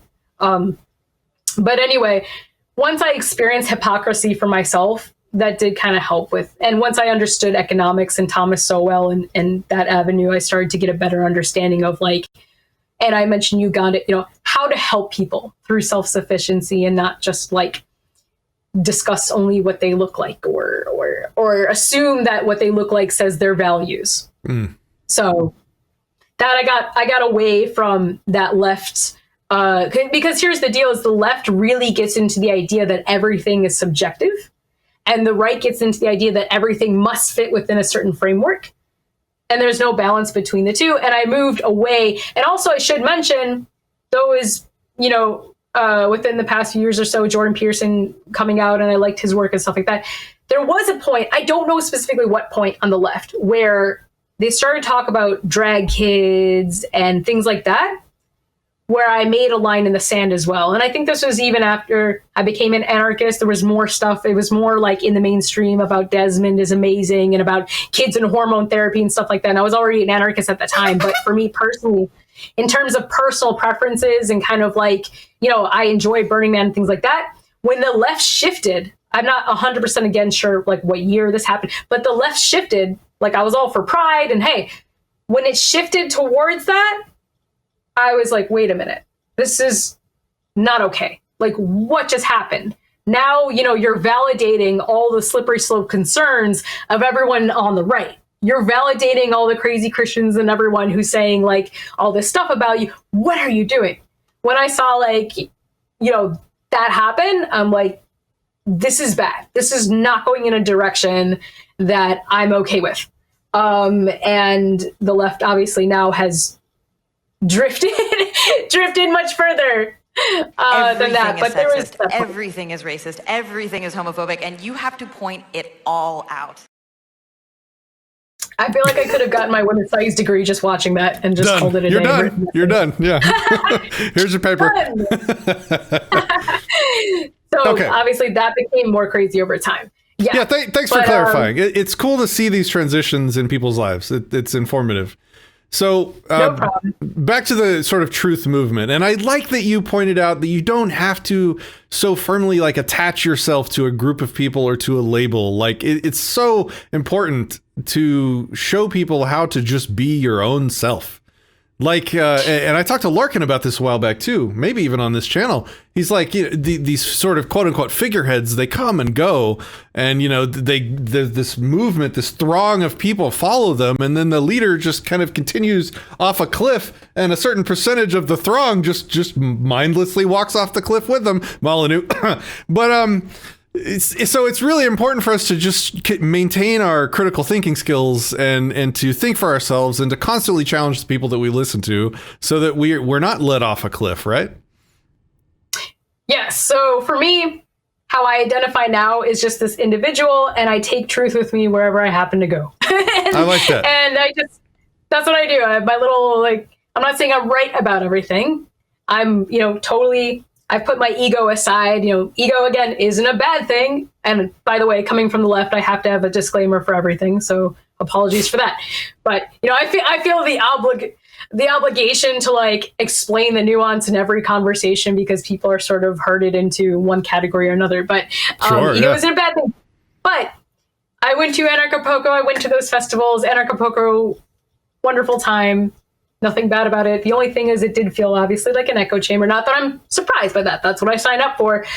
But you see these people, fight with each other sometimes about their content or how other people aren't really anarchists and the purity spirals and this egotism that occurs, and how, or someone Derek ran for mayor and people were angry, and I understand why. If someone steps outside the boundaries of what other people perceive to be acceptable, and I understand why with the philosophy, but I'm talking about the general human behavior of that, with people policing each other and with people getting attached to someone and saying, how could they betray us like that? Or people declaring that only they are good at truth. Mark sometimes gets a bit on his high horse and says, other people aren't doing the work and blah, blah.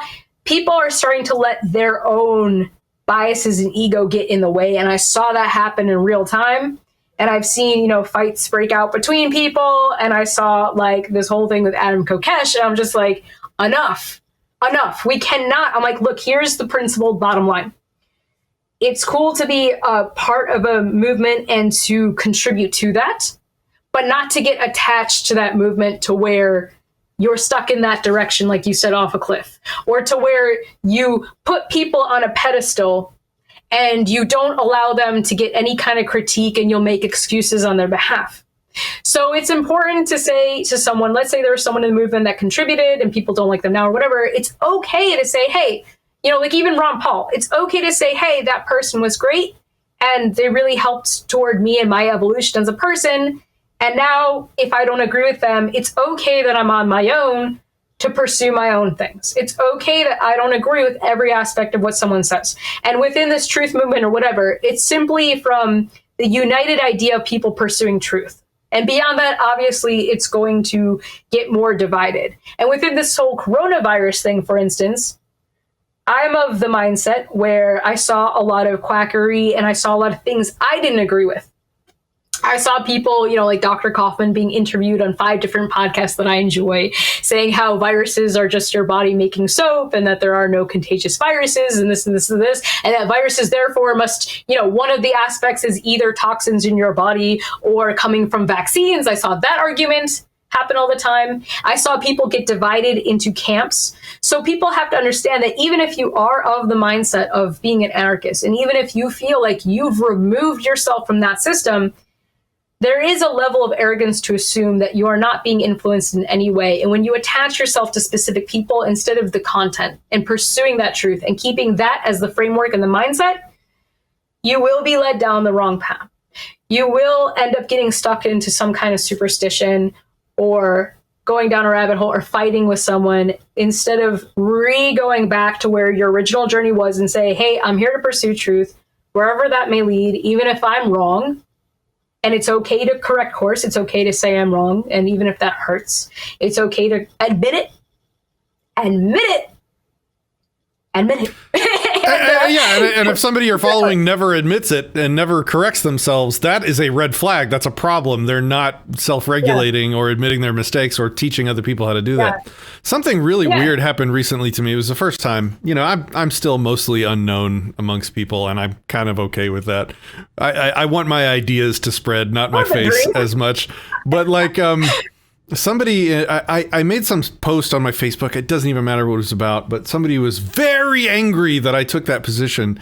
And they said, you are a figurehead. You are a public figure in the anarchist community, and you have a responsibility to not blah, blah, blah. And I'm like, you need to stop right now. Like, I am just me. I'm a normal guy. I've got opinions. Now, granted, I spend a lot of time thinking through the philosophy and reasoning this out and doing that work, that actual work, taking it seriously as a job. Yeah, sure. But I'm still just a guy, just like anybody else. I never consented to taking this position of public figure that, ascribes to a long list of responsibilities. You people need to think for yourself. Listen to me if you think I have good ideas. Tell me when you think I'm wrong. I'll tell you when I think you're wrong. We're all equals here, and don't become a follower. I don't want followers. Supporters are fine. Supporters are, because we all, it's it's a division of labor. Each of us are going to be different to a different degree and different capacities. I'm good at making videos. I'm good at speaking. I realize this. Other people aren't. And so maybe if they want to support my activism, they can support my activism. But don't be a follower of any of these figureheads. Think for your damn self, please. Please. Please. Sorry, go ahead. Yeah. No, it's okay. That's the cool thing is nobody gets to own anarchy. As long as you stick to, the basic principles and somewhat definition, hey, no one gets to own it. Just like I remember back in the day when Richard Dawkins was considered like the figurehead of atheism. And I'm like, nobody, even people that went to Reason Rally were like, he wasn't. It's just the media just sees, I'm not anti-hierarchy, but we live in this dominance hierarchy, and so it can't think that way. And so it's like somebody must be the president at all times. But having been in these different movements, yeah, there's similar problems, even ironically in the anarchist movement, which is kind of the last line of collectivism I can think of. Like there's kind of, if the last group you can be a part of is anti-groups, that's it for you. Like, that's the last line. So these movements I saw was people who got into leadership positions and let their ego get in the way. And that got in the way of the movement. People getting, attached that people who, this has happened many times when I was president of the Long Island Atheist Club, people would say to me, if we were talking about strategy, because here's the thing that I'm sure you understand, and a lot of these listeners would understand, that even if you disagree on what it is you're trying to reach people, we understand, different movements understand that, hey, what is the best, even if the message is different, what is the best way to reach people? What is the best way to do activism? What is the best way to convince and persuade other people of our point of view, right? So within each of those movements, what I found to be lacking often was a lack of a multifaceted approach to that. You mentioned specialization. I think that's important because I would say, like, as president or something, I would say, why don't we have people make flyers and why don't we do this and let's do this and this? People would say, no, you can't do A, you have to do B. And I'm like, why not both? Why can't we do a multifaceted approach? Why can't we, try different things and different ways of problem solving and see what works? And people get very offended with that, and they have this rigid structure. And that's something I want to tie into academia for me. I think what kind of saved my butt was, even though I went to school for art, at least it was an oasis of fostering my creativity and my imagination and keeping that intact. Maybe because people are like, art's dumb, it doesn't need to be regulated. But I got to have that individual expression in that space. And I think that's so important because when it comes to freedom, and I've been thinking quite a bit about this, part of the reason people don't understand freedom is because it's such an abstract concept. But when you rephrase it as something, saying, like for when I reach people on Twitter, for instance, I'll say freedom is just wanting autonomy, the capacity and the ability to guide the destiny of my life. And when I say that and rephrase it in those terms, I said, I want the freedom to problem solve, to do that. Then it becomes a little bit more tangible for people. Then they can see how that practice as a philosophy, it makes a little bit more sense. Because when you just say freedom, people are like, what do I do with that? Aren't we free? Blah, blah, blah. But if I say having that space and that autonomy to problem solve in your daily life, then it really becomes more real and more grounded in something. And I've just been trying to do what I can, taking my experience from these different movements and seeing the drama and how human behavior doesn't change. Even if, there's different values within those movements, there's still people there. And the same fights that tend to occur in most other movements is, again, not having an ego check, not being able to discern information, not taking a multifaceted approach, not utilizing creativity and imagination, being too rigid in that structure and that space.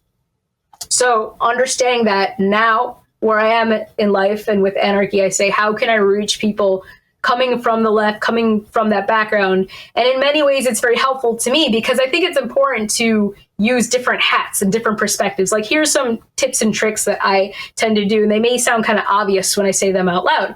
But one thing I tend to do is I literally, I close my eyes, I don't really meditate, but I put myself in someone else's shoes. And I say, okay, if I were that person, how would that person react to this information? And how can I say something in a way that will be much more received by that person, knowing that the position that they're coming from?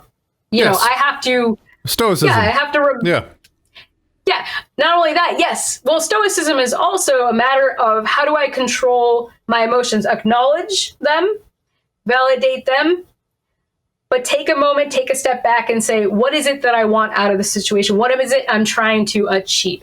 And is what I'm saying and is my actions in alignment with what I'm trying to achieve? And for many people, that answer is no. I see a lot of people fighting and they lose, you know, they start doing the name calling, or they start losing that argument because they've lost their emotion. And I realize the way that we're controlled is through our emotions, be it the news, be it, you know, your friends and family, your academia. Every day is a series of other people trying to control your behavior. And it's not necessarily a bad thing. It's just the way that we exist in this society and interact with each other. So there's some evolutionary psychologists I really like, Geoffrey Miller and Diana Fleischman. And they talk about this a bit in depth. And they also reference things like B.F. Skinner and behavior theory and things like that. Every day, when people try to social engineer your behavior, there's a series of rewards and punishments that happen. So for instance, with social media, when you click a like button or someone validates something that you're saying, you get a dopamine rush and you get a chemical reaction that gets you attached to that. And then you seek more and more and more. You want to post more and more and more and get very attached to that. And that happens with Facebook. And we are social creatures. We're very attached to that validation and being accepted within that tribe because we want to survive, right? And if we want someone to do something for us, we might try to reward them with a compliment. If they do a good job, we'll say, hey, that's great. You should do that more often. Or if people are upset, they might try to punish each other. I had mentioned that abusive trauma that was passed down, and you see that in the relationships that people have to each other, because one of the ways that I phrase government is, hey, everything is economics and everything is a relationship. And a relationship is simply the economics between people. And I phrase it that way. And with government, it's an involuntary abusive relationship, tries to get you to do things through coercion and duress and what have you.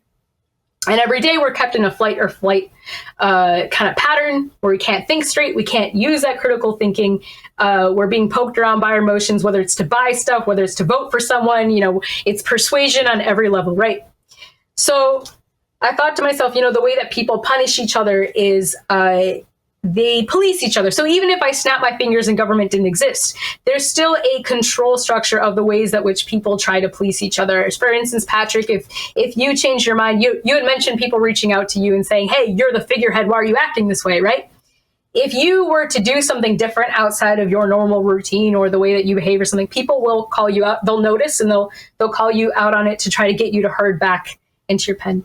And I understand certain special situations, for instance, like if you said tomorrow, guys, I'm a statist, like, of course, people should probably call you out on something like that for inconsistencies. To speak to the other side of it, yeah, like there are actual bad actors in the anarchist movement, and they deserve to be called out such that they can't harm other people. And that's valid drama. Yeah. But yeah, I know what you're saying. Yeah, go ahead. That's valid. Yeah. But my point is, like, every relationship, you try to reward with validation or you punish. Some people... this is their terms of punishment is with the silence treatment. Like it was kind of funny because the Black Lives Matter movement was doing this sort of Black Saturnalia cube thing all over social media and blacking out. It was like Blackout Tuesday or something. And that was supposed to be punitive, like punishment, right? Which is fun. The silence treatment, which is funny because it's like, cool. I don't want to hear SG. I don't want to hear you. I'm all for people's rights and everything, obviously. But I'm like, oh, I don't want to hear you talk anyway. Bring on the punishment. But then silence is violence. Like it's so confusing. Oh. It's just. Yes. And if everyone can't breathe, is that violence as well? I don't know. But, anyway. Yeah. But anyway, so these are the things that I've come to be aware of because having been through those movements, having been through all the things that I believed in my life, I'm like, wait a minute. And going through conspiracies, how is it that I'm being controlled and manipulated? And if I can understand that, can I use that to my benefit in terms of bettering myself, not hurting other people, not using that knowledge to, just manipulate and get what I want. And another way that I phrase anarchy as well with voluntary interaction is, how can we get what we want without subversive, manipulative tactics? Is another good way to phrase it in addition to like anti-slavery and anti-taxation and stuff. Let me continue a conversation I had with a friend of mine that was along these veins that we didn't really get to a resolution on, or at least I didn't get clarity on. There is a line somewhere in between a good sales pitch and manipulation, that like evil manipulation. Like both are influencing someone's behavior, someone's decisions. Both are attempting to get somebody to do something. But one extreme, like one side is seen as sort of evil and the other side is just good business. Do you have any insight on where that line is and why it's there? Yes, I do. So for instance, there's always going to be, I mean, obviously we know there's always going to be self-interest. I don't think selfishness per se is a virtue, but there's always going to be self-interest, right? And so there's nothing wrong with wanting to benefit yourself or wanting to help yourself in your mission in life. And I'm a big fan of mutualism. I'm a big fan of, if I interact with someone, I like being direct. I like being upfront about what it is that I want. And I like trying to have it be a mutually beneficial exchange. You have something, I want something. How can we both benefit from this? I think that there is a line between manipulation and sales, because I think that can become a gray area. For instance, when it comes down to consumer responsibility, this is kind of like a subject that comes up quite a bit, where it's like, on paper, I know that people are responsible for themselves and what they consume. On the other hand, I think I would feel bad if I were selling someone cigarettes. Let's say they wanted that and it wasn't necessarily manipulative to sell them that. I personally would feel bad about it, even though the consumer responsibility lies on that person. I would say it's more manipulative if you were to try to use logical fallacies to, I think anything that isn't direct, that really goes against that person's self-interest. But I also know what you mean about, is it okay to try to manipulate something for their own benefit as well? And I don't think it is. I don't think it is in a way. I think it can be okay when it comes to, if, let's say, like what's the difference between a sales pitch and manipulation? That, anyway, we don't have to answer this now. It was just something that came to mind from a conversation. Like it feels like there's a definite difference, but it's kind of both doing the same thing. It's saying things in certain ways, approaching a situation in a pre-planned way with a pre-ordained goal, saying things, behaving in certain ways for a specific purpose of getting a certain behavior or action or decision or belief into the other person's brain. Like they both are that. Trying to figure out where it becomes evil is an interesting discussion that we don't have to have now. I would say there isn't a difference. Everything is sales. Everything is economics and sales. It really is. And the better that you are at understanding human behavior, the better you potentially could be at sales. What do you think about just saying like the difference is like when you begin lying, when you begin, being fraudulent fraud is wrong. Fraud. Yes. That I think for sure, hands down is wrong. Whether or not, if you're committing fraud, it's fraud. It's even if you're good at it. It doesn't make it less. Sorry for the digression. Yeah, it was just something that came to mind. No, if it's something that's like been bothering you, it's okay. But Go ahead. Sorry, real fast. I'll let you continue. Where I'm going with this is, look, like I work on my own rationality. I'm not always perfect and rational, but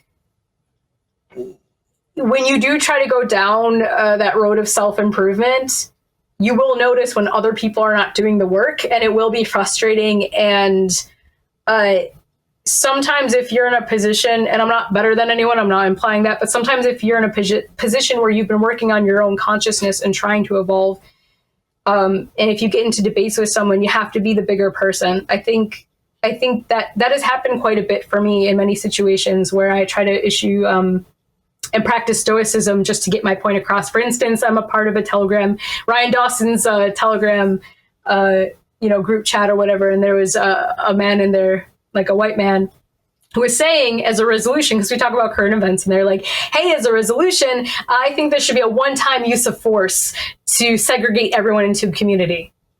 And my answer to that was like, hey, I'm not cool with that. And I had talked about being raised Jewish and my 23andMe, test that said I was Ashkenazi as a race, and take that for what it is, right? But it was kind of interesting because I was like, well, and he's like, I said to him, would you force me to be in a Jewish community? And he said, nothing against you, but yes, I would. It would be for the greater good. It would be, he's like, I don't hate anyone. It's just to save my culture and my race and things like that.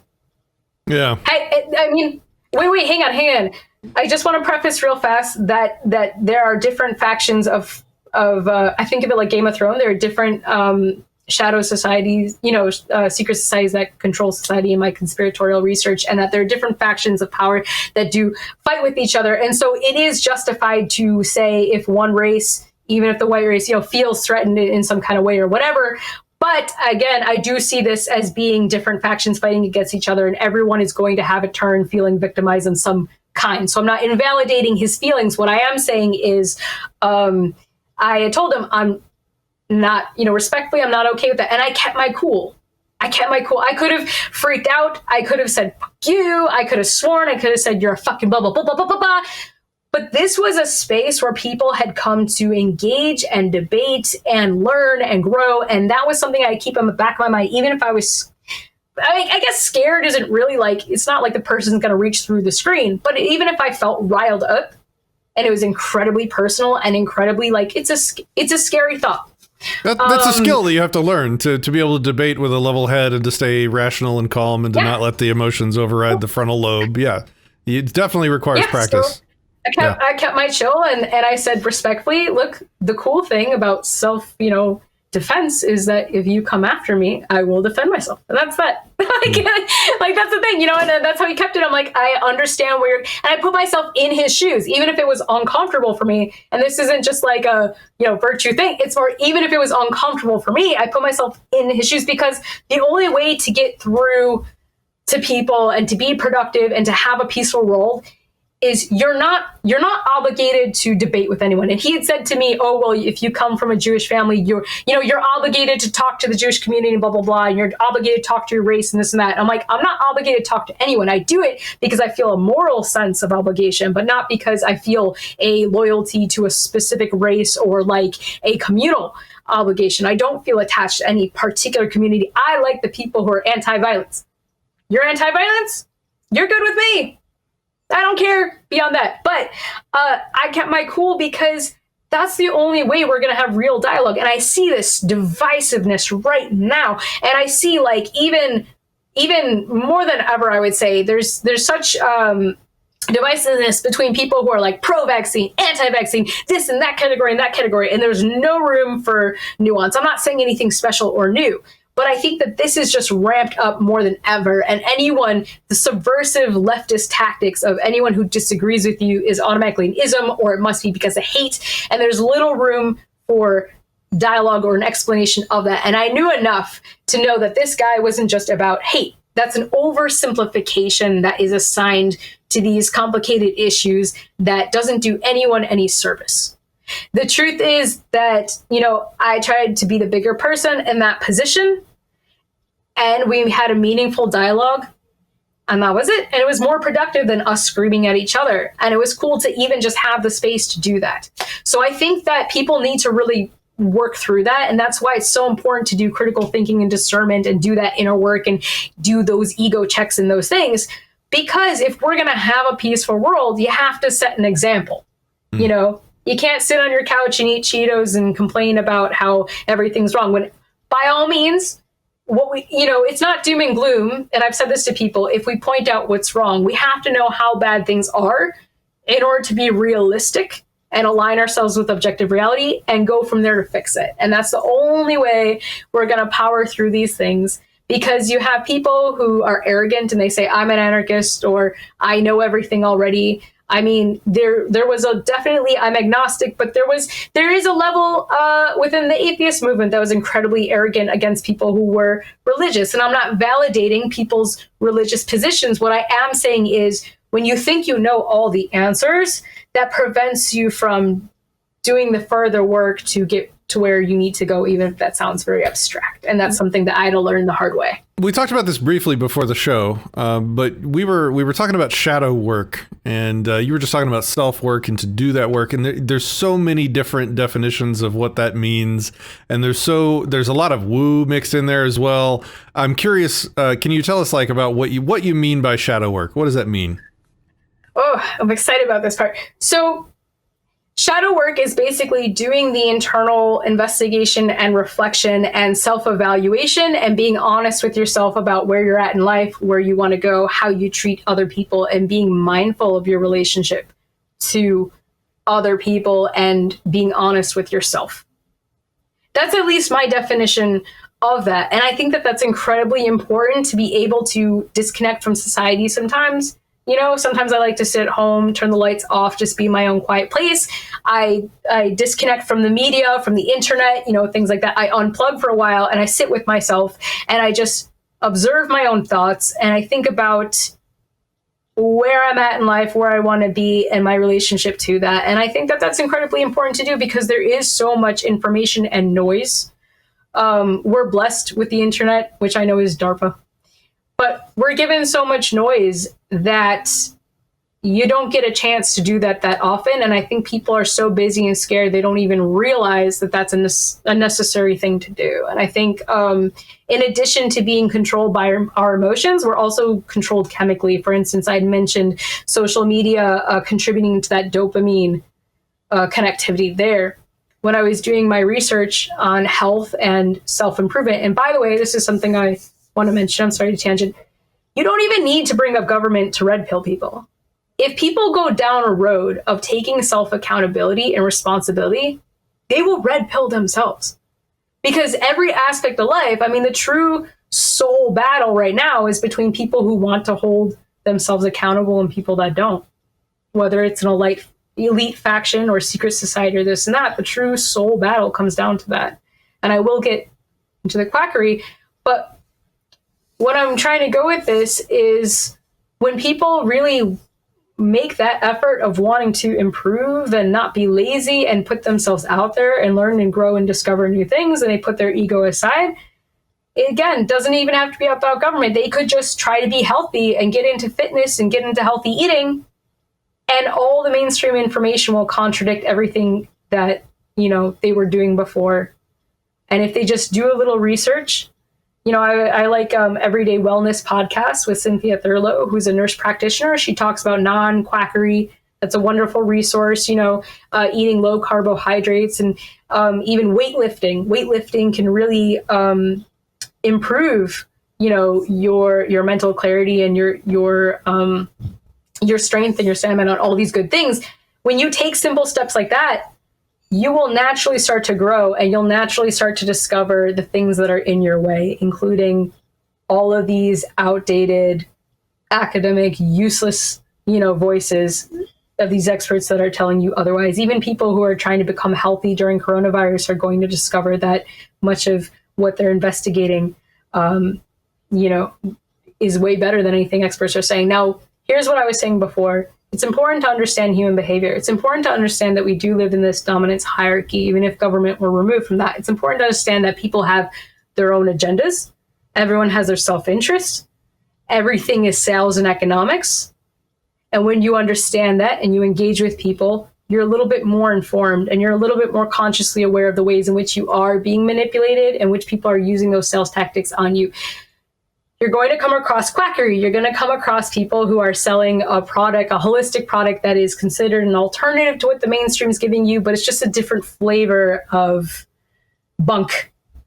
You know, it's important to understand that.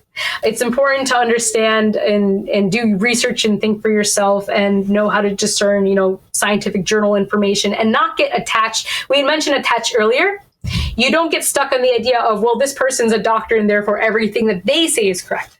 Or, you know, this person's the expert, everything they say is Correct. So I'm not saying to reject science. What I am saying is don't get attached to the titles and that authority. You know, expertise is fine, and there is a fine line between that. But it's this credentials authority that comes through that institutionalized system. So even if you took government out of it, there's still the unconditional trust of the information being given to you, and the realization that even if you took that government out of the picture, everyone has a little agenda and they're this and that, and it's still on you to sort out that information. It's still on you to be like, hey, wait a minute, I don't think crystals are going to necessarily get us out of this jam. Or, you know, I think we're a little past crystals right now. I appreciate, and here's what I think, and this is my own shitty interpretation of this. I think people are lazy and they'll do anything they can to avoid doing real hard work. And real hard work involves boring things like numbers and math and weightlifting. And if anything that you're doing that self-improvement doesn't suck, doesn't require work and effort or sweat, it's probably invalid. And I know that sounds awful. And I'm very biased because for me, I have a hard time meditating because my brain goes a mile a minute. So I have a hard time when people say, hey, good news, everyone, we can solve coronavirus. We could solve the mess and the drama within movements if we all raise our vibration. And that's where, much like the David Icke, Alex Jones thing, I walk away from that going, what just happened? Like if I read your resume, if I go to your website and I read your resume and your services and I can't like ascertain what it is that you exactly do from like a couple of sentences, I don't really want to be a part of it. if I can't like figure out how that could be quantified in any way. And don't get me wrong, there's a balance here because a lot of people use a lot of spiritual, beautiful, metaphorical language that is incredibly potent and relevant, and I love it. But sometimes it's very confusing. And then, people should be open-minded and they should be, willing to explore things. But I like the phrase, don't be so open-minded that your brain falls out of your head. And I don't mean to be condescending here. I'm not right about everything. I'm not sure. I'm literally not trying to plug my other channel constantly, but I've had years of good videos on here. One of them is we took this this scientific study of Monsanto and whatever that pest killer is. I forgot the name of it now, but it was glyphosate, right? Glyphosate. Yeah. It was this massive study of it. And I wanted to we showed a couple headlines that mentioned the study, but then we actually brought like a professional statistician in that knows how to read these studies to show just how complicated and literally impossible for a layman. Like it's even hard for him to sift through these studies sometimes to find out what the meaning is, what the point is behind these things. And just to think that a reporter or even us as laymen can look at these studies and know what the numbers are, like watch this episode. It's an hour and 10 minutes long. It's dry in the middle because we actually walk through the mechanics of how this stuff works from a statistician's point of view. But this is the hard work I think that she's talking about when she says, look, if you want to find truth, if you want to apply reason, that is effort. It takes time and energy, and it's not usually fun. And it requires skill and training. Finding truth requires training, I think is a good headline maybe for this episode too. But yeah. Go ahead. Sorry, Patrick. And to segue real fast, I realized if I wanted to correct my life, I had to do the work in addition to mindset. And I think this is where quackery comes in, is there's too much focus on attitude and mindset and how you feel, which again, it's important to check in with yourself. It's important to have those things, on the table and understand them. But what's even more important to that is doing the actual work, is saying, hey, if I'm going to be self-sufficient, and just doing little things at a time, just taking everyday things and learning how to do them myself, whether it be, learning new skills like cooking or learning how to make soap or understanding mycology. And I kind of joked on Twitter once. I said, wait a minute, post-industrial revolution. I didn't go to college, to study one thing just to have to do all these other things. Like, are you kidding me? Like, now that I can't just worship anyone unconditionally, I'm going to have to think for myself and learn about health and learn all the, I thought I was going to be able to just have the luxury of other people telling me what to do. Like, shit. Right? Yeah, damn. Yep. Damn. There's There are no heroes. shortcut. There's no heroes. There's no gods of reason. There's they don't exist. Everyone's wrong on something, myself included. Just deal with that. Yeah. And here's the thing I do want to say real fast is for me, and I'm very harsh on myself, I try to self-improve without emotional crutches, without grabbing onto another superstition or, you know, just another religion or a false belief. I just go, man, this sucks right now. I've got nobody but myself. I mean, I have a support network and friends, but I'm like, if I want to get something done, you know, if I want to self-improve, it really comes down to me being consistent and even just doing a little bit at a time. And part of me talking about my project of Go Build Yourself is you can create rules for yourself, and that's okay. People have the idea of anarchists have no rules and it's just chaos, but create rules for yourself, create healthy boundaries for yourself, figure out what's important to you and how that applies to other people, and being able to say no and creating a routine and a schedule for yourself and being able to figure out how to, you know, go towards a mission in life and how to track that and quantify that. And that's a really important skill set. So I thought about how are the ways that they're manipulating me. You know, they're manipulating me through, like I mentioned, the chemical dependencies and through the attachments to other people and through, you know, all this, you know, what feels good. I think a lot of that new age quackery, it just feels good. And it feels like you can trick yourself into saying that you're doing something. And again, I know this sounds incredibly offensive and unfair, but I wanted to be able to be a source to say that, because I was like, well, I see an opening in the market where no one's having a nuanced conversation about this particular topic. Nobody's really talking about stand-up and conspiracies and art and, you know, trying to figure out healthy, sustainable ways to self-improve without quackery. I'll just do it myself. So I've come up with a couple of ways that people could, you know, really improve themselves. And for me, like I mentioned, I have a hard time with meditation, but something that I found is helpful is gardening, getting my hands dirty, journaling, calling a friend and having a chat, you know, maybe getting a back massage, or maybe I love burning incense, or I love, you know, there's certain aspects of spirituality that I appreciate, and it's possible for me to engage in those things without necessarily getting attached to the bunk behind it. And I will say, you know, when I went to mycology summits and I went to like permaculture things and other stuff, you know, if you're going to get out of your comfort zone, which I suggest you do, and you go into other movements, and you will, if you are practicing self-sufficiency and trying to learn these new skills like a prepper group or things like that, you're going to come across people that aren't necessarily anarchists. They're going to have their own mindsets. There's going to be a lot of people in the mycology or, you know, environmentalism sphere that are going to be into socialism and just go, you know what? That's okay. You're not saying you're okay with socialism, but you're like, I'm going to this to learn for myself and engage and connect with other people. But it's okay if not everyone in this group is going to be an anarchist.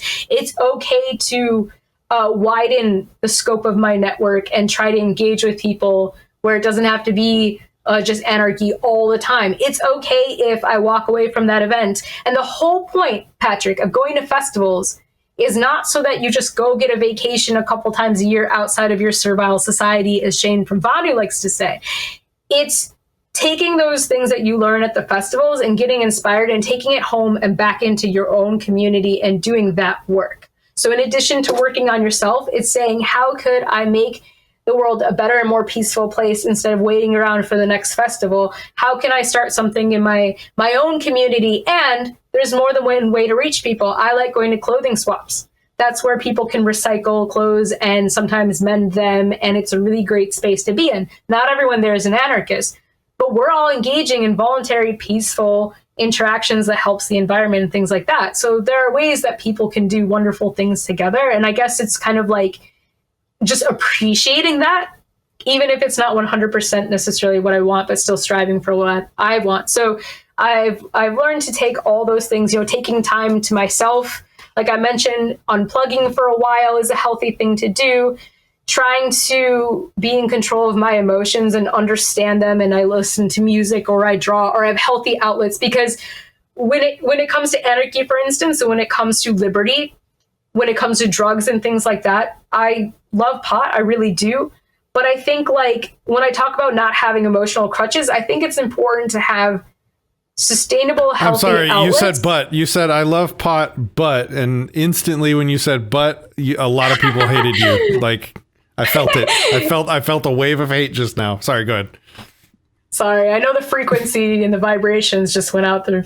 I think it's coming from a place of saying, hey, I can appreciate this and this is great for what it is, but not necessarily. I think it's important to find a way to be happy with yourself and fulfilled without necessarily having, just make sure it's not an addiction or an attachment to where it's like you can't be without it.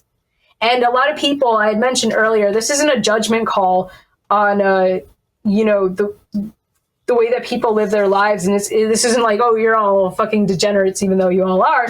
It's more like saying, you know what? I want to be able to self-improve while sober. And that's really difficult to do. I want to self-improve because I think it's the right thing to do and it's the right thing for me. And if pot, you know, happens to be a part of that, great. But not just finding another emotional crutch. I think it's a really, truly, like, I would suggest people be, this sounds terrible out of context. On this show, I suggest people be sober, at least for a little while. No judgments. And just see what that, I'm not anti-pot, again, I'm not anti-drugs per se, just see what that feels like. Like, really, it's kind of like when you go on a diet and you remove sugar and you remove, you know, some of the junk food, you really feel what your body is up to. You really feel what you're going through. And it's pretty insane stuff. It's wacky stuff. Like on the Everyday Wellness, I actually learned that your gut bacteria can influence your mood. And I wouldn't have learned that in 1,000 years, like if I hadn't gone down that rabbit hole of health and tried to figure out science and how that chemistry in your body applies. If you had said that to me years ago, I'd have been like, what are you talking about?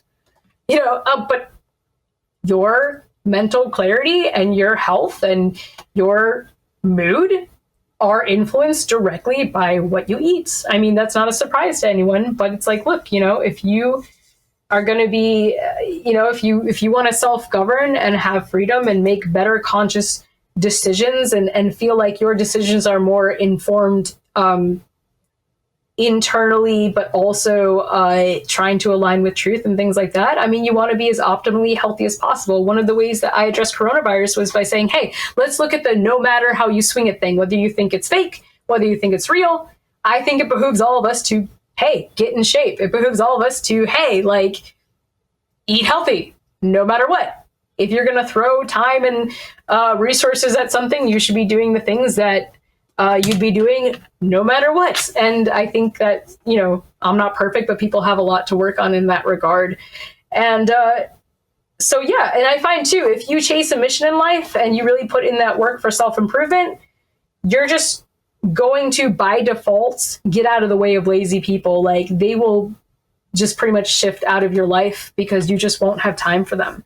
And you'll surround yourself with people working on projects. One of the reasons I love going to anarchy festivals is because I come across people who aren't being told what to do, and they're just cool, nerdy people working on projects in their own free time. Who knew? People left to their own devices could have interesting things to say in the projects and things that they're working on. So a big piece of advice that I would give here too is do what you would be doing. And I'm sure people know, do what you'd be doing anyway, even if the government didn't exist. So in addition to complaining about the government and things like that, it's important to understand what it is you want out of life and how it is you're going to get it, and to understand how you're being manipulated, like I said, by the mainstream, but make sure you're putting the work and the time into the kind of world that you want to see, because refuting the mainstream can go on forever. That's an endless task. And one of the big criticisms I have for a lot of people's content, not so much in the anarchy sphere, but in other truth spheres or things like that, is when people are kept between that left-right paradigm and kept between that outrage fest that constantly happens and sort of like, you know, hypes everyone all the time and into those arguments and debates, to say, hey, like, if I weren't in this debate right now, what could I be doing to improve my life? How could I put my money where my mouth is? What kind of work could I be doing? And something that's easy. If you don't know what to do the thing that you're procrastinating. That's a good place to start. that's a good rule of thumb. If you're not sure what to do the thing that you don't want to. Yeah. Okay. So I think this is a good topic to sort of end on, which is your go build yourself self-actualization or self-actualizing in a programmed world. What is that? Is that a body of work? Is that an essay? Is it a meetup group? Is it what is that? What are you doing with that? And how can people find out about it and get involved? So two things I should add real fast. So that is a project I'm working on where I'm compiling the psychological ways in which we're being manipulated. You know, I could talk about Edward Bernays' Prophet book and resources and things like that. I guess I'm going to have a couple of essays from there, but I think I'm going to try to structure an ebook or something like that where I can tell people, I don't want to tell people what to do or how to think, but simply, hey, this is how you're being manipulated. This is how to defend yourself from this. And this is how to reprogram yourself towards the things that you do want to achieve. And again, in a way that avoids that like a defense against the dark arts class. Is that kind of what you mean? Yeah. And it's I have a joke about that. Like, for example, I'm not a religious person, but people talk about having the armor of God. And how I like to see that is having a sense of humor. Being able to not take yourself so seriously and laugh at yourself is one of the best things that you can do when it comes to avoiding being stuck in this outrage cycle where everyone is fighting right now.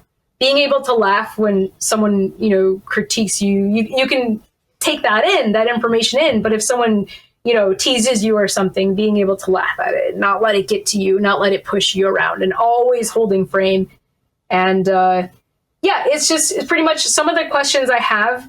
Well, I was going to have an art show and I was going to talk about it this year with that project, although that got postponed to next year. But some of the questions, kind of funny when I had that set up at the beginning of the year. Some of the questions I have as part of that project is, how do you have a movement, you know, without identity politics? And how do you install good behaviors in yourself and get rid of bad behaviors, and kind of questions like that. And it's kind of funny now that I think about it, with the Black Lives Matter movement, all these other movements going on, we could see right in real time how movements are being hijacked and people are being manipulated, and you know, they're pushed around out beyond their control, and everyone's on the edge and there's no room for nuance. So it's kind of funny that all the questions that I was posing earlier in my project are relevant now. So that's kind of a good thing. One thing I want to fall back on real fast and add is resources, which is I have a couple of books I'd like to recommend, but also how exactly I, you know, picked myself up and like I mentioned, I had become disillusioned, decided to rebuild myself. I mean, some tools that I personally use, take them for what you will, because Corona might be a different environment. I use meetup.com to find groups and other people. I joined like a prepper group, and I found that to be exceptionally helpful and a great resource. I joined, you know, there's Reddit groups you can be a part of.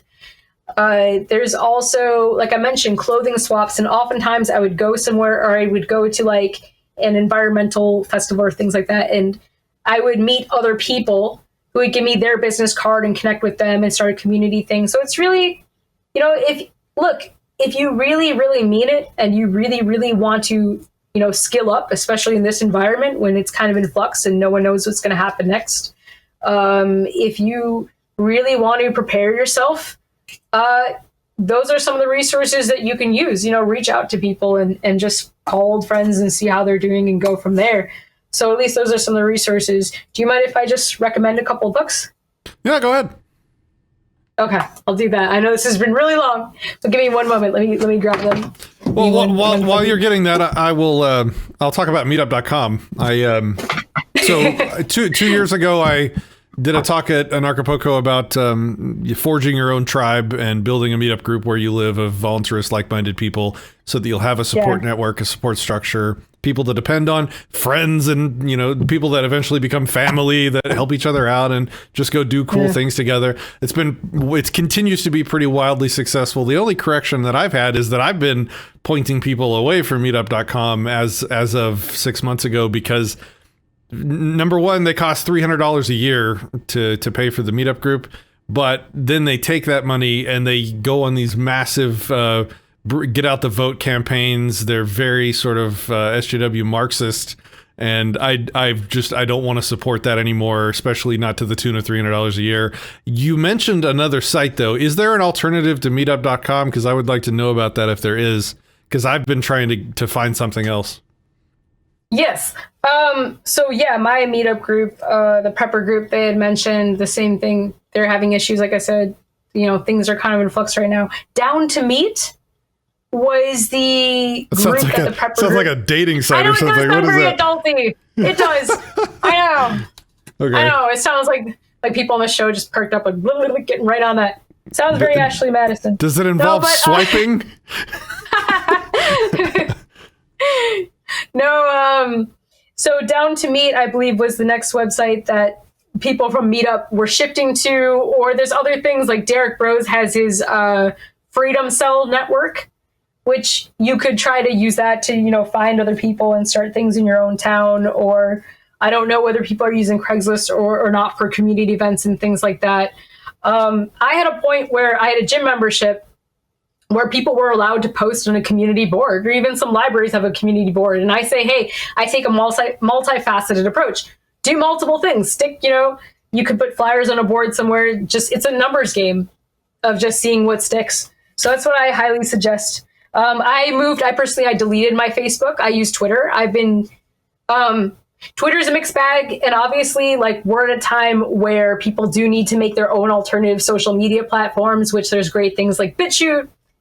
I'm sure people have, heard of that, but we're kind of in a flux thing where people will be like, hey, join this website. It's great. Next week, join that website. It's even better. Oh, join this website because these people are now censoring blah, blah, blah. So unfortunately, the reality of the situation is we're kind of in a nomadic state a little bit right now. So I guess do everything that you can. Well, I will shout out to the two big the two big alternatives that are run by voluntarists that we are in a super unique time right now where we actually have alternatives that are viable and run by principled people. The first one is the media platform LBRY, LBRY. This video and all this channel's content and my other channel's content is all cross-posted there. It is a brilliant platform run by a principled guy who I interviewed on the Disenthrall channel. And the second is Float. The husband and wife that created and run that are principled voluntarists that are against censorship. So for the first time, it's like we're lucky. Not only do we have alternatives that anybody could use, but they're run by anarchists. They're run by principled people. So yeah. What were your book recommendations? Go ahead. Yeah. Two things. Not to spiral off real fast. There's never been a better time to be an individual, but kind of a worse time to be a nuclear family. I'm not spiraling off into right concepts. I'm just saying that's something that I kind of acknowledged recently within this space. There's never been a better time to start your own website or your own, economically, no, but I meant digitally, right? You don't have to go to college for the same thing that someone else did or whatever. You don't have to own a family business like someone else did. You can start your own website. There's never been a better time to have so many platforms available is what I'm trying to say. And so many options in a diverse economy about, obviously it's kind of tanky right now, but in general, in the modern age. But then it's kind of worse if you're someone that's holding on to a more conservative mindset. That's going to be a challenge for you. So here's some things. So if you decided, oh my God, I'm a domesticated house cat, how do I survive the apocalypse? Here's some books that are incredibly helpful. So here's the Pocket Reference by Thomas J. Glover. If you're like, I need a book about everything, metrics, all the boring stuff that people need to know, this is very good. This is a do-it-yourself mushroom cultivation book by, I think, Willoughby. Why is that one important? It seems random. What is that? If you get sick of pot and you decide that this is the emotional crutch for you. No. Shots fired. It's what I do. This is really good because in terms of, I think of it this way, in terms of health, in terms of finance, in terms of self-sufficiency, you can learn how to grow mushrooms. And I'm not saying promoting psilocybin. What you do is your business, but you could grow mushrooms indoors. And that's something that's good for, let's say, someone on the East Coast like me, where the weather isn't so great, and you want something nutritional, and you want to take on what I'm thinking of is projects that are hard enough that require effort, but not so hard that like regular people can't do them. So I'm a regular person, and this is a good book by Willoughby Arvelo. That's a good suggestion that people can get started on if, again, you're attached to the system and you're like, oh my God, I need a project to just get me out of this and something to do and something to learn. That's a good avenue to go down. Here's another one by Kelly Cable, The Natural Soap Making Book for Beginners. So this is another project, for instance, that people can do that requires time and work and effort, but learn how to make your own soap. So this is something that people can do. Like, hey. We don't talk about that one, though. We don't talk about hygiene on this. This is like, for me, again, where I'm coming from with all these books. It was a Fight Club reference, sorry. Oh, you're right. That movie was genius. That movie would have been banned today. But anyway, where I'm coming from with all these books and all this stuff is because I take the approach of, oh my God, I was lied to my whole life, about all these things. I don't even know. I don't even know where to start. Well, how do I get into self-sufficiency? Like, what do I, in addition to joining the prepper group and being that guy who's like, hey, can you teach me how to make a fire? These are just some projects people can take on that I think, are a good path to that self-sufficiency. So if you're like, oh my God, I've been a domesticated house cat because of the Industrial Revolution, what do I do? There's the Encyclopedia of Country Living. I don't know if you can see clearly. Yep. I believe this is by Carla Emery. Her daughter, I think, currently homesteads with it's called the Faust Family on YouTube, and they talk about living in a yurt and stuff, which is interesting. But these are some good books to get. Again, if you're like me, I don't want to tell people how to think, but I'm like, I'm a doofus. I need to correct course, and I don't know what the heck I'm doing. I don't know how to get my ANCAP commune off the ground. What do I do? This is another one, Gaia's Garden. So let's say like you're stuck in this city right now, and you're like, this city sucks, and I need to grow some greens to keep people out of my patio. Gaia's Garden, a guide to home-scale permaculture. That's good because if you want to learn about urban farming, I highly suggest projects and things like that. And I have one more book. I know, this is a lot of homework. I'm really sorry for all the content. You can give me links to... Sorry, go ahead. You can give me links to these two. I'll put them in the description for people. Go ahead. Okay. The Rational Male by Rollo Tomasi. Because... this is a really good book that talks about like the dominance hierarchy and sort of it's the red pill version of society. It's kind of more of the angle. It's a book to be meant for men of how to like navigate the sexual marketplace. I mentioned everything is economics and relationships between people. This is good. Why do you hate women? Look, I was caught off guard. Sorry. I don't hate women.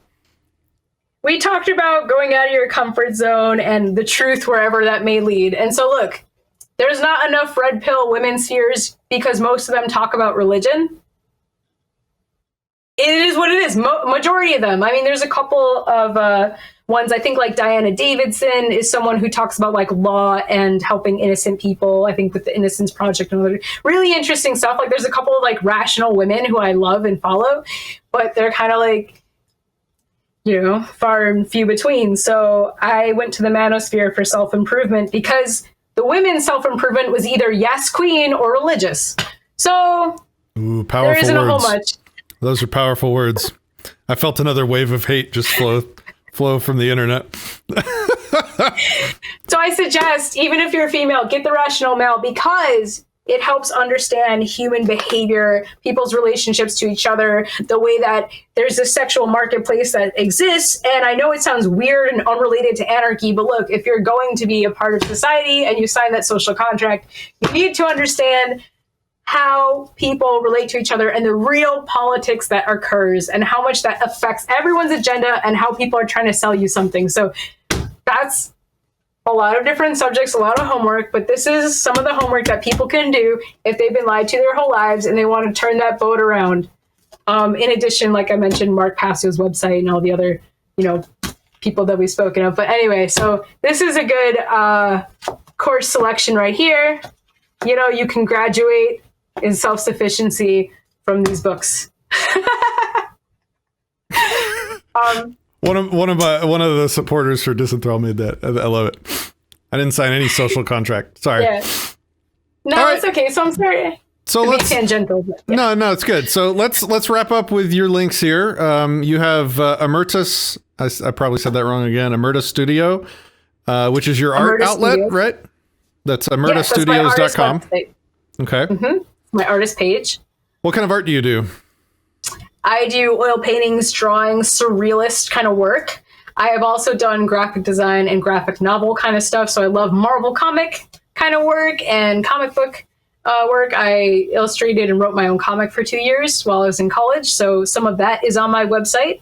I also take commissions and I also sell prints and things like that. I've also done body painting at festivals and tattoo design and pretty cool stuff like that. So that's where some people can find me. Hopefully I'll be able to be at some anarchist festivals coming up, depending on how things go in New York and circumstances of those. And I hope to do more stand-up comedy at those festivals as well. I don't even know how you're alive in the People's Republic of New York right now. Like, it's crazy up there. What I've been doing is going through Governor Cuomo's Twitter and poaching people that hate him for my boogaloo. That's what I discovered. So your other link was republicbroadcasting.org. That's the radio show that you're a co-host of, right? Yes, so it's cool. So I am a co-host of RTRtruthmedia on Republican Broadcasting Network, and my other co-host... You said, hold on, I just want to clarify. You said Republican Broadcasting. I think you meant Republic? Oh, Republic, yes. You said Republican. Republic? Woo! I just wanted to clarify. My bad.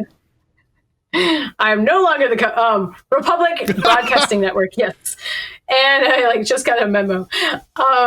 What's cool is my co-hosts they weren't necessarily for anarchy. They were paleoconservatives, and now they've kind of come around to anarchy and understanding how the Constitution does not protect us. And one of them quotes Lysander Spooner, and I am so proud because I was just like this crazy, sort of go, oh, you and your ideas. And now they're understanding how we can't really utilize the system. And unfortunately, right now, we're going through this whole thing of people that want to defund the police versus people that, support the police and still kind of believe in that system. But yeah, so I do my radio show on Sundays at 1 p.m. Eastern Standard Time. And we take callers, and it's a great thing because, like I said, I put my money where my mouth is in my personal time in addition to working full time. I also do all the self-sufficiency projects and try to pursue my goals and my art and my stand-up comedy. And I do try to reach out to people when I can and do activism that way and lead by example and provide those resources. All right. Well, it's been a pleasure talking to you. Is there anything else that you'd like to close with? I guess just everyone hold on and hang in there because this is most definitely a stress test. And the good news is if I had good news, I would tell you it. So just please hang in there. And I hope it's going to be okay. All right. Thank you, Rachel. It's been a pleasure talking with you and hearing your story and hearing you transition through so many different sort of levels of indoctrination and breaking out of all of that and going on your quest for truth. I've really enjoyed it. Guys, thanks for spending time with us today. Also, I wanted to mention two quick things. Number one is the Peaceful Parenting University will be going on a full-on launch very soon. We'll probably do like a bit for that where we talk about that. So you can go to peacefulparentinguniversity.com to sign up to get on the email list for the early notification on that. We'll get to the other thing another time. Thanks for watching, guys. Have a great day.